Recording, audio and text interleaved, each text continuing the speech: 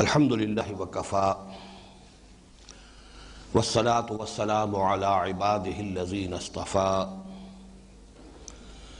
خصوصاً على افضلهم وخاتم النبیین محمد الامین وعلى آلہ وصحبہ اجمعین اما بعد فاعوذ باللہ من الشیطان الرجیم بسم اللہ الرحمن الرحیم الذين آتيناهم الكتاب يتلونه حق تلاوته أولئك يؤمنون به ومن يكفر به فأولئك هم الخاسرون يا بني إسرائيل اذكروا نعمتي التي أنعمت عليكم وأني فضلتكم على العالمين واتقوا يوما لا تجزي نفس عن نفس شيئا ولا يقبل منها عدل ولا تنفعها شفاعة ولا هم ينصرون وإذ ابتلى إبراهيم ربه بكلمات فأتمهن قال إني جاعلك للناس إماما قال ومن ذريتي قال لا ينال عهد الظالمين وإذ جعلنا البيت مثابة للناس وأمنا واتخذوا من مقام إبراهيم مصلى وعهدنا إلى إبراهيم وإسماعيل أن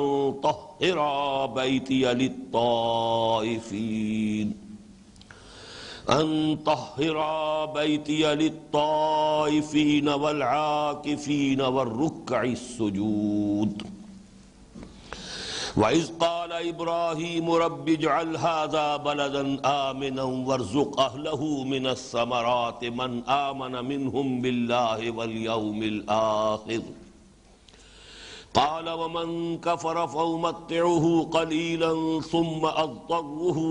إلى عذاب النار وبئس المصير وإذ يرفع إبراهيم القواعد من البيت وإسماعيل ربنا تقبل منا إنك أنت السميع العليم ربنا واجعلنا مسلمين لك ومن ذريتنا أمة مسلمة لك وأرنا مناسكنا وتب علينا إنك أنت التواب الرحيم ربنا وابعث فيهم رسولا منهم يتلو عليهم آياتك ويعلمهم الكتاب والحكمة ويزكيهم إنك أنت العزيز الحكيم صدق الله العظيم رب اشرح لي صدري ويسر لي أمري واحلل عقدة من لساني يفقهوا قولي اللهم ربنا ألهمنا رشدنا وأعذنا من شرور أنفسنا اللهم أرنا الحق حقا وارزقنا اتباعه وأرنا الباطل باطلا وارزقنا اجتنابه اللهم وفقنا لما تحب وترضى وتقبل منا فإنك خير المتقبلين آمین یا رب العالمین۔ ہمارا آج کا درس اس اعتبار سے اپنی جگہ ذرا مختلف نوعیت کا ہے کہ ہم نے جو سورہ بقرہ کو مختلف حصوں میں تقسیم کیا ہے اس کا نصف اول جو پہلے 18 رکوعوں پر مشتمل ہے اس کے بھی پھر ہم نے 3 چھوٹے حصے قرار دیے۔ پہلے 4 رکوع تمہیدی، اس کے بعد 10.25 رکوع سمجھئے کہ جس میں خطاب سابقہ امت مسلمہ سے، پھر 4 رکوع تقریباً تحویلی۔ لیکن اصل میں تو خواہش یہ تھی کہ پچھلے درس میں درمیانی حصہ جو ہے 10.25 رکوعوں پر مشتمل جو سابقہ امت مسلمہ سے خطاب پر مشتمل ہے ہم اس کی تکمیل کر لیتے، لیکن ابھی اس حصے کی 3 آیات ہیں کہ جس کا ہمیں مطالعہ کرنا ہے، بلکہ ان میں سے بھی پہلی آیت جو ہے اس کو اچھی طرح سمجھنے کے لیے پھر ہمیں ریفر بیک کرنا ہوگا مزید 2 آیات کی طرف۔ تو ہمارے آج کے درس کا کچھ حصہ جو ہے وہ اس درمیانی حصے کے تکملے پر مشتمل ہوگا، پھر وہ تحویلی حصہ شروع ہو جائے گا جو ہمارے آج کے بیان کا جو مین ہے، جو بلک ہے، جو اس کا اصل، وہ اس تحویلی حصے سے متعلق ہے۔ درمیانی حصہ کہ جس میں سابقہ امت مسلمہ یعنی بنی اسرائیل سے خطاب ہے، اس کے ضمن میں آخری 3 آیات، الذین آتیناہم الکتاب یتلونہ حق تلاوتہ، جنہیں ہم نے کتاب عطا کی ہوتی ہے وہ اس کی تلاوت کرتے ہیں جیسا کہ اس کی تلاوت کا حق ہے۔ اولئک یؤمنون بہ، وہی ہے کہ جو اس پر حقیقتاً ایمان رکھتے ہیں، یا وہی ہے کہ جو اس پر بھی ایمان لائیں گے۔ یہ 2 ترجمے ہوں گے 2 مختلف اعتبارات سے، میں اس کی وضاحت بعد میں کروں گا۔ عربی زبان میں آپ کو معلوم ہے فعل مضارع جو ہے اس میں دونوں امکانات ہیں، حال اور مستقبل، دونوں کو کور کرتا ہے صیغہ مضارع۔ گرامر کی روح سے دونوں ترجمے ممکن ہیں، لیکن یہ دونوں کن 2 مختلف اعتبارات سے ہیں، اس کی وضاحت جیسا کہ میں نے عرض کیا ابھی میں کروں گا۔ الذین آتیناہم الکتاب، جنہیں ہم نے کتاب عطا کی، یتلونہ، وہ اس کی تلاوت کرتے ہیں حق تلاوتہ، جیسے کہ اس کی تلاوت کا حق ہے۔ اولئک یؤمنون بہ، وہی ہیں جو اس پر حقیقتاً ایمان رکھتے ہیں، ایک ترجمہ، وہی ہیں کہ جو اس پر بھی ایمان لائیں گے، یہ دوسرا ترجمہ ہے۔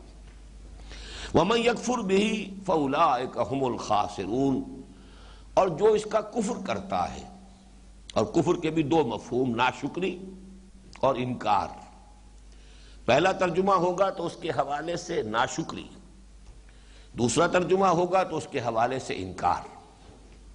وَمَن يَكْفُرْ بِهِ، جو اس کا کفر کرتا ہے، جو ناشکری کرتا ہے، جو اس کا انکار کرتا ہے، فَأُولَئِكَ هُمُ الْخَاسِرُونَ، تو وہی لوگ ہیں کہ جو خسارے میں رہنے والے ہیں، ہلاکت اور بربادی میں پڑنے والے ہیں۔ اب اصل میں اس آیت کو اگر ہم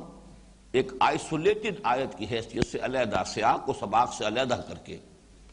جیسے کہ اس کے اپنے الفاظ ہیں، بارہا یہ بات جو ہے ہمارے ہاں زیر بحث آ چکی ہے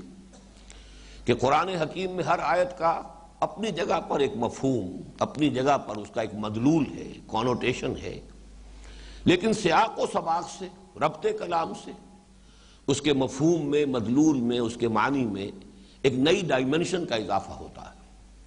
جس کی مثال میں یہ دیتا رہا ہوں کہ ہار ہے، اس ہار میں جو ہیرے ہیں یا موتی ہیں، ان میں سے ہر موتی اپنی جگہ پر ایک حسن کا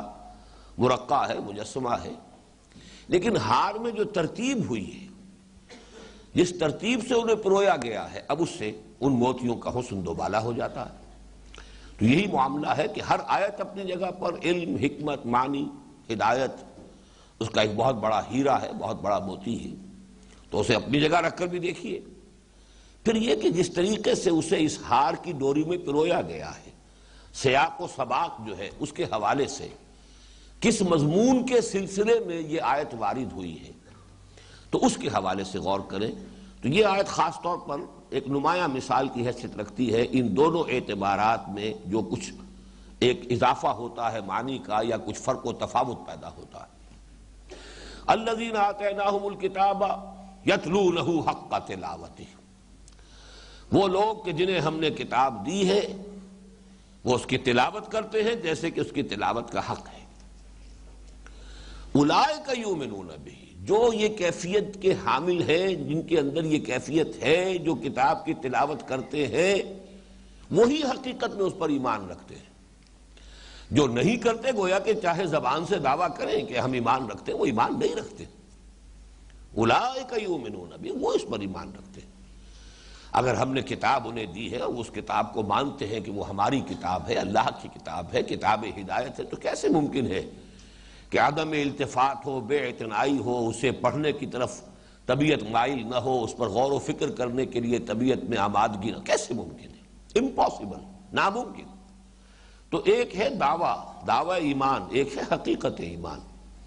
دعویٰ ایمان اپنی جگہ پر ہے، حقیقتاً وہی شخص مومن ہے کہ جو کتاب الہی کا حق تلاوت ادا کرتا ہو۔ یہاں یہ بھی نوٹ کیجئے کہ تلاوت بھی عجیب یہ آیت ہے اصل میں کہ ہر اعتبار سے آپ دیکھیے دو دو معنی ہے۔ لفظ تلاوت بھی ذو معنیین ہے، دو معنی ہے اس کے۔ ایک اس کا ایک اصطلاحی مفہوم تلاوت پڑھنا، تلا یتلو پڑھنا، لیکن اس کا جو اصل لغوی مفہوم ہے وہ ہے پیروی کرنا، پیچھے پیچھے چلنا، فالو کرنا۔ جیسے کہ ہم دیکھتے ہیں دو جگہ پر یہ مفہوم جو ہے اگرچہ قرآن مجید میں اکثر و بیشتر تو یہ لفظ آیا ہے تلاوت پڑھنے کے معنی میں، اور خاص طور پر جو صحف سماویہ ہیں، جو اللہ کی کتابیں ہیں، ان کے پڑھنے کے لیے لفظ تلاوت آتا ہے، ورنہ عام کسی اور دوسری شے کے پڑھنے کے لیے تلاوت کا لفظ نہیں آتا۔ وہ قرات ہے، قرأ یقرأ، پڑھنے کی بات ہے، کسی بھی شے کو پڑھا جا رہا ہے۔ تلاوت کا لفظ جو ہے خاص ہے اصطلاح کے طور پر، آسمانی کتابیں، کتاب ہدایت، اللہ کی کتاب کو پڑھنا، اس کے لیے قرات سے ذرا علیحدہ ایک لفظ استعمال اسی لیے کیا گیا ہے کہ تلا یتلو کا مفہوم ہے پیچھے چلنا، فالو کرنا۔ والشمس وضحاها والقمر اذا تلاها، قسم ہے سورج کی اور اس کی تمازت کی یا اس کی روشنی کی، اور قسم ہے چاند کی جبکہ وہ اس کے پیچھے آتا ہے۔ جب سورج غروب ہو رہا ہے، جب اس کی روشنی ماند پڑ رہی ہے تو اب چاند جو ہے نمودار ہو رہا ہے، اب وہ نمایاں ہو رہا ہے، اب وہ نگاہوں کے سامنے آ رہا ہے، گویا کہ وہ اس کے پیچھے آ رہا ہے۔ اسی طرح سورہ ہود کی آیت نمبر 17 ہے، افمن کان علی بینۃ من ربہ ویتلوہ شاہد منہ، تو بھلا وہ شخص جو پہلے سے بھی اپنے رب کی طرف سے ایک بینہ پر ہے، اس کی فطرت سلیم ہے، عقل سلیم ہے، عقل سلیم اور فطرت سلیمہ کی رہنمائی میں وہ ان حقائق تک پہنچ گیا ہے، حقیقت ایمان تک پہنچ چکا ہے، حقائق ایمانیہ تک اس کی رسائی ہو چکی ہے، جس کی سب سے بڑی مثال قرآن مجید میں اور جو ہمارے منتخب نصاب میں بھی ہے وہ حضرت لقمان ہے۔ وہ نبی نہیں تھے، وحی کے ذریعے سے وہ ہدایت انہیں نہیں پہنچی تھی، لیکن چونکہ وَلَقَدْ آتَيْنَا لُقْمَانَ الْحِكْمَةَ أَنِ اشْكُرْ لِلَّهِ وَمَنْ يَشْكُرْ فَإِنَّمَا يَشْكُرُ لِنَفْسِهِ وَمَنْ كَفَرَ فَإِنَّ اللَّهَ غَنِيٌّ حَمِيدٌ وَإِذْ قَالَ لُقْمَانُ لِابْنِهِ وَهُوَ يَعِظُهُ يَا بُنَيَّ لَا تُشْرِكْ بِاللَّهِ إِنَّ الشِّرْكَ لَظُلْمٌ عَظِيمٌ۔ اللہ کی معرفت، توحید خداوندی، وہاں تک جو رسائی ہوئی ہے حضرت لقمان کی، وہ اپنی عقل اور فطرت کی رہنمائی میں، گویا کہ وہ خود اپنی فطرت کے بینہ کی بنیاد پر وہ ہدایت پر آیا ہے۔ اب اگر ایسا کوئی شخص ہے، اور ظاہر بات ہے انبیاء تمام ایسے ہی لوگ ہوتے تھے، سلیم الفطرت لوگ، سلیم العقل لوگ، جن کو اللہ تعالیٰ منتخب کرتا تھا، اب وحی بھی آ گئی ان کے پاس، اس وحی نے اور توثیق کر دی ان حقائق کی جن حقائق تک وہ اپنے عقل سلیم اور فطرت سلیمہ کی رہنمائی میں پہنچ چکے تھے۔ گویا کہ اب نور علی نور ہے، یہ ایمان کے وہ دو حصے، نور علی نور، جو ہمارے اس منتخب نصاب میں سورہ نور کے 5ویں رکوع میں الفاظ آئے ہیں، اللہ نور السماوات والارض، اور اسی میں نور علی نور، ایک نور فطرت ہے، ایک نور وحی ہے، جب دونوں جمع ہو گئے نور علی نور، اب ایمان کی تکمیل ہو گئی۔ یہاں بھی یتلوہ شاہد منہ، ایک اس کی شہادت دینے والی وحی جو آئی ہے اس کے پاس، وہ شہادت دے رہی ہے کہ ہاں تمہاری عقل سلیم اور تمہاری فطرت سلیمہ نے جہاں تک تمہیں پہنچایا یہ حق ہے، یہ صحیح ہے، یہی بات ہے، حقائق یہی ہیں۔ اس حوالے سے اس نبوت کے نور نبوت کو کہیے، نور ایمان کو، اس کو دو حصوں میں تقسیم کیا گیا۔ تو یہ دو مقامات قرآن مجید کے ایسے ہیں کہ جس میں تلا یتلو کا لفظ آیا، پیروی کرنا، پیچھے آنا۔ تو در حقیقت اللہ کی کتاب کی تلاوت کا مفہوم کیا ہے؟ اور ویسے بھی میں نے اس سے پہلے بھی عرض کیا ہے کہ جب آدمی پڑھتا ہے تو فالو کرتا ہے ٹیکسٹ کو، بسا اوقات تو پڑھنے والے کی انگلی ساتھ ساتھ چل رہی ہوتی ہے، ایک تو بہت ماہر ہے پڑھنے والے، لیکن آپ نے دیکھا ہے کہ جو اتنے ماہر نہیں ہوتے تو نگاہ ادھر ادھر نہ ہٹ پائے، وہ چونکہ ترجمہ تو جانتے نہیں کہ اس کے حوالے سے ان کا ربط صحیح قائم رہے، لہذا وہ اپنی انگلی ساتھ ساتھ پھیرتے ہیں تاکہ ایسا نہ ہو کہ اگلی اوپر والی سطر کی بجائے نیچے والی سطر سے پڑھنا شروع کر دیں۔ ظاہر بات ہے معنی بیچاروں کو معلوم نہیں ہے تو اس کا تو امکان موجود ہے، تو وہ انگلی بھی ساتھ پھیرتے ہیں ساتھ ساتھ، تو گویا کہ فالو کر رہے ہیں ٹیکسٹ کو، اس کے پیچھے پیچھے چل رہے ہیں۔ تو اس اعتبار سے یتلونہ حق تلاوت ہی میں تلاوت کا عرف عام میں جو حق ہے وہ بھی سامنے آئے گا۔ تلاوت کی جا رہی ہو تو اس کے حروف کی صحیح جو ہے مخارج کے ساتھ ادائیگی ہو رہی ہو، تجوید کے کم سے کم بنیادی اصول تو آدمی کو معلوم ہو، اس میں گڑبڑ تو نہ کر رہا ہو۔ ذرا سے فرق سے زیر اور زبر سے جو ہے معنی کا جو ہے انقلاب آ جاتا ہے عربی زبان میں، مذکر کا مؤنث، مؤنث کا مذکر بن جاتا ہے۔ کہاں یعنی ایک صیغہ جو ہے فعلنا، یہ گویا کہ جمع مؤنث غائب کا صیغہ ہے، اور فعلنا ذرا سا کھینچ دیا تو یہ گویا کہ جمع متکلم کا صیغہ ہو گیا۔ زمین و آسمان کا فرق واقع ہو رہا ہے، اور جن لوگوں نے واقعتاً نہیں سیکھا ہے قرآن پڑھنا وہ غلطیاں کرتے ہیں، اور بڑی فاش غلطیاں کرتے ہیں۔ تو قرآن مجید کی تلاوت کا حق ادا کرنے میں یہ بھی شامل ہے کہ تجوید کے ساتھ اسے ادا کیا جائے،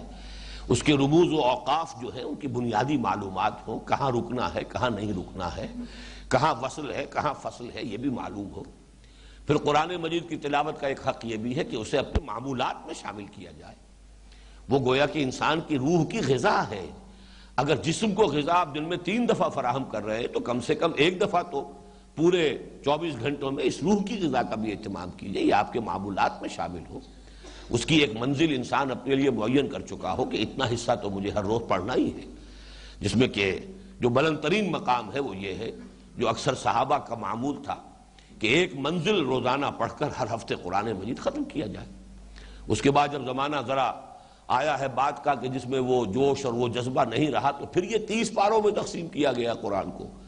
کہ کم سے کم 1 پارہ تو روزانہ پڑھ کر 1 مہینے میں تو انسان، ایک مسلمان جو ہے وہ قرآن مجید کی تلاوت کی تکمیل کر لے۔ پھر یہ کہ اس کا زیادہ سے زیادہ حصہ یاد کیا جائے۔ یہ سارے وہ حقوق ہیں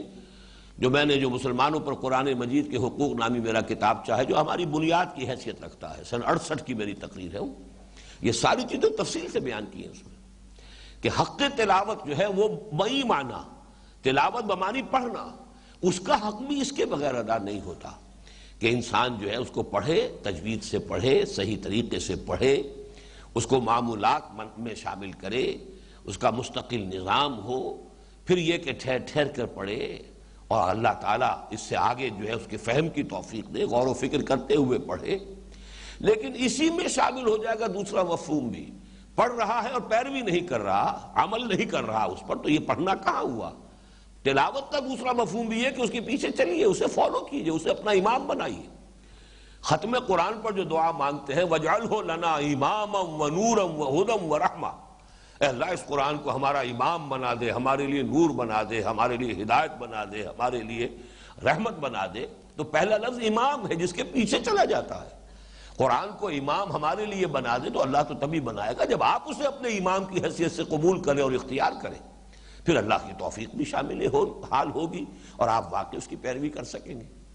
تو یتلونہ حق تلاوتہ میں یہ سارا مفہوم شامل ہو گیا، تو گویا کہ جامع ترین لفظ ہے یہ الذین آتیناہم الکتاب یتلونہ حق تلاوتہ، وہ لوگ کہ جنہیں ہم کتاب دیتے ہیں اور وہ اس کا حق ادا کرتے ہیں، اس کی تلاوت کا۔ اب فرمایا اولئک یؤمنون بہ، صرف وہ لوگ ہیں جو اس کا ایمان رکھتے ہیں حقیقتاً، باقی اگر مدعی ایمان بھی ہیں۔ میں نے شاید وہ حدیث نقل کی ہے اس کتابچے میں کہ کتنے ہی قرآن کے پڑھنے والے ایسے ہیں جنہیں جیسے جب وہ قرآن پڑھ رہے ہوتے قرآن ان پر لعنت کر رہا ہوتا، وہ بظاہر بڑا ثواب کا کام کر رہے ہیں، قرآن لعنت کر رہا ہوتا، اس لیے کہ سود کی آیت پڑھی ہے اور اللہ اور اس کے رسول کی طرف سے اعلان جنگ والی آیت بھی پڑھی ہے اور خود سودی دھندا کر رہا ہے، سودی کاروبار کر رہا ہے، تو قرآن لعنت نہیں کرے گا اس وقت؟ تو بہت سے قرآن کے پڑھنے والے ہیں جنہیں اس لعنت ملامت کے سوا قرآن کے پڑھنے سے کچھ حاصل نہیں ہوتا۔ وہ تو یہ کہ آپ پڑھ رہے ہیں تو جہاں اس کے پڑھنے کے وہ حقوق ہیں بنیادی اور ابتدائی حقوق، وہاں قرآن کا پڑھنا تو اصل میں وہ ہے کہ پھر جس کی پیروی کی جا رہی ہو، جس کے مطابق عمل کیا جا رہا ہو، جبکہ اس کو واقعتاً امام بنا دیا ہو، جبکہ انسان اس کے پیچھے پیچھے چل رہا ہو، صرف انگلی پیچھے نہ چل رہی ہو، پورا وجود چل رہا ہو، پوری اس کی شخصیت کا رخ ادھر ہی ہو، وہ واقعتاً اس کی پیروی کر رہا ہو،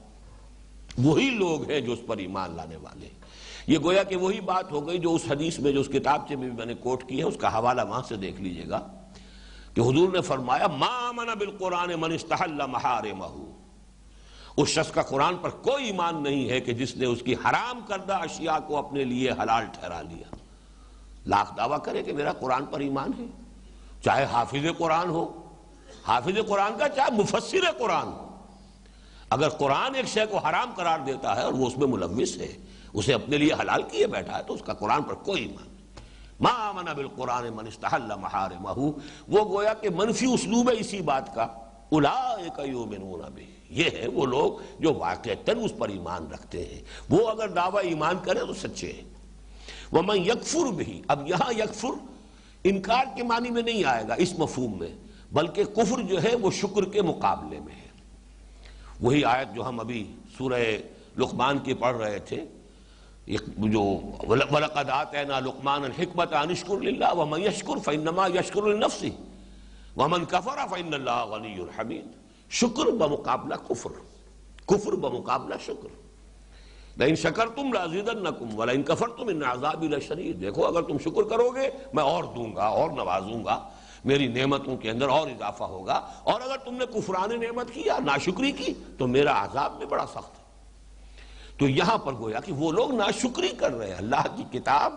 مانتے ہیں کہ یہ اللہ کی کتاب ہے، پھر ناشکری کر رہے ہیں، نہ اسے پڑھتے ہیں، نہ اس پر غور کرتے ہیں، نہ اسے سمجھتے ہیں، نہ اس پر عمل کرتے ہیں، نہ اس کو انہوں نے اپنا امام بنایا ہے۔ وَمَن يَكْفُرْ بِهِ فَأُولَٰئِكَ هُمُ الْخَاسِرُونَ، تو ان کے ہاتھ پلے کچھ نہیں پڑنا اس دعویٰ ایمان سے اور اس خالی خولی تلاوت سے، کچھ نہیں ان کے ہاتھ آنے والا، وہ خسارے ہی میں رہنے والے ہیں۔ اور خسارے کا لفظ بارہا میں نے عرض کیا ہے، وہ جو سورۃ العصر پر میرا کتاب چاہے اس میں لفظ خسارہ پر بھی بحث ہے کہ قرآن مجید میں کامیابی کے لیے تو بہت سے مختلف الفاظ آتے ہیں، اولئک هم الراشدون، اولئک هم المفلحون، اب یہ مختلف الفاظ آتے چلے جائیں گے، فائزون، راشدون، مفلحون، لیکن یہ کہ اس کے برعکس کے لیے سب سے جامع لفظ جو ہے وہ خسارہ، والعصر ان الانسان لفی خسر ذالک هو الخسران المبین، خسر الدنیا والآخرہ۔ ان تمام کے رشد اور ہدایت اور سعادت، ان سب کے اور فوز و فلاح، ان سب کے مقابلے میں لفظ ایک ہی آتا ہے، خاسرون، اولئک هم الخاسرون ومن یکفر بہ فاولئک هم الخاسرون۔ یہ مفہوم تو ہوا اس اعتبار سے کہ آپ نے سیاق و سباق پر ابھی کوئی غور نہیں کیا، اس آیت ہی کے الفاظ کو سامنے رکھا ہے، اسی کا ایک حق ادا کیا ہے، اس کے مفہوم کو سمجھا۔ اب سیاق و سباق کیا ہے؟ سیاق و سباق میں دیکھیے کہ اس سے متصلاً قبل آیت ہے وَلَن تَرْضَىٰ عَنْكَ الْيَهُودُ وَلَا النَّصَارَىٰ حَتَّىٰ تَتَّبِعَ مِلَّتَهُمْ قُلْ إِنَّ هُدَى اللَّهِ هُوَ الْهُدَىٰ وَلَئِنِ اتَّبَعْتَ أَهْوَاءَهُمْ بَعْدَ الَّذِي جَاءَكَ مِنَ الْعِلْمِ مَا لَكَ مِنَ اللَّهِ مِن وَلِيٍّ وَلَا نَصِيرٍ۔ اے نبی صلی اللہ علیہ وسلم، ہرگز راضی نہیں ہوں گے آپ سے نہ یہ یہودی اور نہ یہ نصرانی، جب تک کہ آپ خود ان کی پیروی نہ کریں، ان کی ملت کو اختیار نہ کریں۔ یعنی آپ کی توقعات اپنی جگہ کہ یہ لوگ بہرحال مشرکین عرب کے مقابلے میں یہ توحید کے مدعی ہیں، بت پرست نہیں ہیں، یہ بہرحال کتاب ان کے پاس ہے، تورات کے ماننے والے ہیں، اور نصارہ تو مزید انجیل کے ماننے والے ہیں، سینکڑوں نبیوں کو ماننے والے ہیں، آخر حضرت نوح کے ماننے والے یہ سب ہیں، ابراہیم کے ماننے والے سب ہیں، ابراہیم کی نسل میں جو انبیاء آئے ہیں ان سب کو مانتے ہیں۔ نصارہ نے تو حضرت مسیح کو بھی مانا ہے، وہ تو حضور کے سے پہلے جتنے بھی انبیاء ہیں ان کے ماننے والے ہیں، صرف یہود کے بارے میں آپ کہہ سکتے ہیں کہ انہوں نے حضرت مسیح کو نہیں مانا۔ تو جب اتنی باتیں موجود ہیں تو یہ تو بڑی جلدی قبول کریں گے اسلام کو۔ قرآن مجید ان کی ان تمام باتوں کی تائید کر رہا ہے۔ قرآن مجید اور خود میں در حقیقت ان کی پیشین گوئیوں کو مصداق بن کر ہم آئے ہیں، یہ قرآن بھی مصداق بن کر آیا ہے ان پیشین گوئیوں کا کہ جو تورات اور انجیل میں ہے، اور خود میں یعنی حضور صلی اللہ علیہ وسلم میں بھی ان پیشین گوئیوں کا مصداق بن کر آیا ہوں کہ میں ان کے بھائیوں میں سے تیرے مانند ایک رسول برپا کروں گا۔ حضرت موسیٰ سے خطاب کر کے کہا جا رہا ہے ان بنی اسرائیل کے بھائیوں میں سے تیرے مانند ایک رسول اٹھاؤں گا اور اس کے منہ میں اپنا کلام ڈالوں گا، پھر وہ اپنی لوگوں تک میری بات پہنچائے گا۔ اس کا مصداق سوائے محمد رسول اللہ صلی اللہ علیہ وسلم اور کوئی نہیں ہو سکتا۔ تو ان کو توقع تھی کہ یہ لوگ تو ایمان لائیں گے، انہیں لانا چاہیے، ہر معقول آدمی کی توقع ہوگی، لیکن نہیں ہے نبی، یہ ہرگز ماننے والے نہیں ہیں۔ ان کی اپنی صدارتیں ہیں، چودراہٹیں ہیں، سیادتیں ہیں، قیادتیں ہیں، ان کا ایک نظام ہے، چودراہٹوں کو کون چھوڑنے کو تیار ہوگا؟ آپ پر ایمان لانے کے معنی تو یہ ہے کہ ان کی چودراہٹیں ختم، ان کی مسندیں ختم۔ اب تو خود وہ آپ سے فتویٰ لیں گے، آپ سے پوچھیں گے کہ کیا حق ہے، کیا باطل ہے، کیا صحیح ہے، کیا غلط ہے۔ وہ گویا کہ اب سائل کے درجے میں آ جائیں گے آپ کو ماننے کے بعد، قرآن کو ماننے کے بعد۔ کہاں یہ کہ وہ مفتی ہے، وہ تو فیصلے کرنے والے ہیں، شریعت کے اصل ٹھیکیدار وہ ہیں، کتاب کے اصل جو ہے حوالدار وہ ہیں۔ اس اعتبار سے لن ترضى عنك اليهود ولا النصارى حتى تتبع ملتهم۔ اور یہ جو فرمایا کہ اگر آپ کے پاس جو یہ ہدایت آ گئی ہے قرآن کی شکل میں، اگر اس کے بعد بھی آپ نے ان کی خواہشات کی پیروی کی تو پھر اللہ کے مقابلے میں کوئی آپ کو بچانے والا اور کوئی آپ کا حمایتی نہیں ہوگا۔ بہت سخت الفاظ ہیں، اور میں بتا چکا ہوں اس سے بھی زیادہ سخت الفاظ سورہ بنی اسرائیل میں آ چکے ہیں۔ وَإِن كَادُوا لَيَفْتِنُونَكَ عَنِ الَّذِي أَوْحَيْنَا إِلَيْكَ لِتَفْتَرِيَ عَلَيْنَا غَيْرَهُ وَإِذًا لَّاتَّخَذُوكَ خَلِيلًا وَلَوْلَا أَن ثَبَّتْنَاكَ لَقَدْ كِدتَّ تَرْكَنُ إِلَيْهِمْ شَيْئًا قَلِيلًا إِذًا لَّأَذَقْنَاكَ ضِعْفَ الْحَيَاةِ وَضِعْفَ الْمَمَاتِ ثُمَّ لَا تَجِدُ لَكَ عَلَيْنَا نَصِيرًا۔ یہ تو تلے ہوئے ہیں محمد صلی اللہ علیہ وسلم کہ آپ کو بچلا دیں، منحرف کر دیں اس چیز کی طرف سے کہ جو ہم نے آپ پر نازل کی ہے، تاکہ آپ خود اپنے جی سے، اپنے من سے کچھ گھڑ کر ہماری طرح منسوب کر دیں۔ اور اگر ایسا کر دیں گے جھگڑا ختم، لڑائی ختم، پھر یہ آپ کے ساتھ دوستی ہوگی، آپ کو خلیل بنائیں گے، اپنے آنکھوں پہ بٹھائیں گے، اپنا سرتاج بنا لیں گے، سب کچھ کر لیں گے۔ اور اے نبی، اگر ہم ہی نے آپ کے پائے مبارک کو پوری طرح جمائے نہ رکھا ہوتا تو کوئی عجب نہیں کہ بربنائے طبع بشری آپ ان کے دباؤ کی وجہ سے کہیں کچھ تھوڑا بہت ان کی طرف مائل ہو ہی جاتے۔ اور اگر ایسا ہو گیا ہوتا تو آپ کو دوہری سزا ملتی، دنیا کی اور دوہری آخرت کی، اور کوئی آپ کو بچانے والا نہ ہوتا اللہ کی پکڑ سے۔ بڑے سخت الفاظ۔ سوال یہ کہ یہ بات کیوں کہنے کی ضرورت پیش آئی؟ بربنائے طبع بشری اس بات کا امکان ہے کہ داعی جو ہے وہ کچھ کمپرومائز پر آمادہ ہو جائے۔ حالات ایسے ہوتے ہیں، دباؤ اتنا شدید ہو جاتا ہے۔ وہ تو یہ کہ نبی کا معاملہ یہ ہے کہ اللہ سہارا دیتا ہے، اللہ تعالیٰ بچاتا ہے، ورنہ یہ کہ کسی غیر نبی کے لیے تو یوں سمجھیے کہ بہت ہی قرین قیاس ہے۔ لیکن نبی کی طرف بھی، یا یہ کہ کوئی نبی کے جو پیروکار ہیں، جو ان کے ساتھی، ان میں سے کسی کے دل میں خیال آ جائے کچھ کیجئے۔ حالات تو بڑے خراب ہو گئے ہیں کسی طریقے سے۔ آخر یہ لوگ 75% ماننے کو تیار ہیں، 80% ماننے کو تیار ہے، 90% ماننے کو تیار ہیں، تو کچھ نہ کچھ معاملہ کچھ نہ کچھ لے دے کر کچھ کمپرومائز کر لیا جائے۔ تو اس کا راستہ روکنے کی ضرورت پیش آئی۔ اور اس سے پچھلی آیت کی طرف اب آئیے، یہ اب ہم جا رہے ہیں ریٹروسپیکٹو، ان پیچھے کی طرف۔ فرمایا انا ارسلناک بالحق بشیرا ونذیرا ولا تسأل عن اصحاب الجحیم۔ اے نبی، ہم نے آپ کو بھیجا ہے تو صرف بشیر اور نذیر بنا کر بھیجا ہے۔ آپ ان کے اوپر آپ داروغہ بنا کر نہیں بھیجے گئے، آپ ان کے ذمہ دار نہیں ہیں۔ آپ سے نہیں یہ بات پوچھی جائے گی کہ یہ ایمان کیوں نہیں لائے۔ جو ایمان لائے، جیسے کہ سورہ کہف میں فرمایا قل الحق من ربکم فمن شاء فلیؤمن ومن شاء فلیکفر۔ کہہ دیجئے یہ حق ہے تمہارے رب کی طرف سے جو میں نے پیش کر دیا، اب جو چاہے ایمان لائے، جو چاہے کفر کرے، بات ختم ہوئی۔ میرا کام جو تھا میں نے ادا کر دیا، وہ تمہارے رب کی طرف سے تمہاری ہدایت کے لیے جو حق آیا تھا میں نے پہنچا دیا۔ وما علی رسولنا الا البلاغ المبین، ہمارے رسول پر سوائے صاف صاف پہنچا دینے کی کوئی ذمہ داری نہیں۔ اگر کوئی شخص، کوئی داعی حق یہ سمجھ لے کہ نہیں، اس سے آگے بڑھ کر اس بات کو پورا کرنا بالفعل یہ میرا فرض ہے، تو پھر وہ کہیں نہ کہیں بائی ہک اور بائی کروک جو ہے کسی نہ کسی ذریعے سے کچھ نہ کچھ لے دے کر وہ مصالحت کی طرف آمادہ ہوتا ہے، اس کا سد باب کیا گیا۔ اب جو یہ ہے پس منظر، اس میں در حقیقت اس کا مفہوم اکثر مفسرین نے جو لیا ہے اس سیاق و سباق کی وجہ سے، وہ کیا ہے کہ یہاں اصل میں مراد یہود ہے یا نصارہ ہیں جو صاحب کتاب ہے، اہل کتاب ہے۔ الذین آتیناہم الکتاب یتلونہ حق تلاوتہ۔ ان اہل کتاب میں سے کچھ لوگ ایسے تھے یقیناً کہ جو کتاب کی تلاوت کا حق ادا کرتے تھے، اور یہ قرآن مجید میں یہ حکمت تبلیغ جو ہے کثرت کے ساتھ استعمال ہوئی ہے۔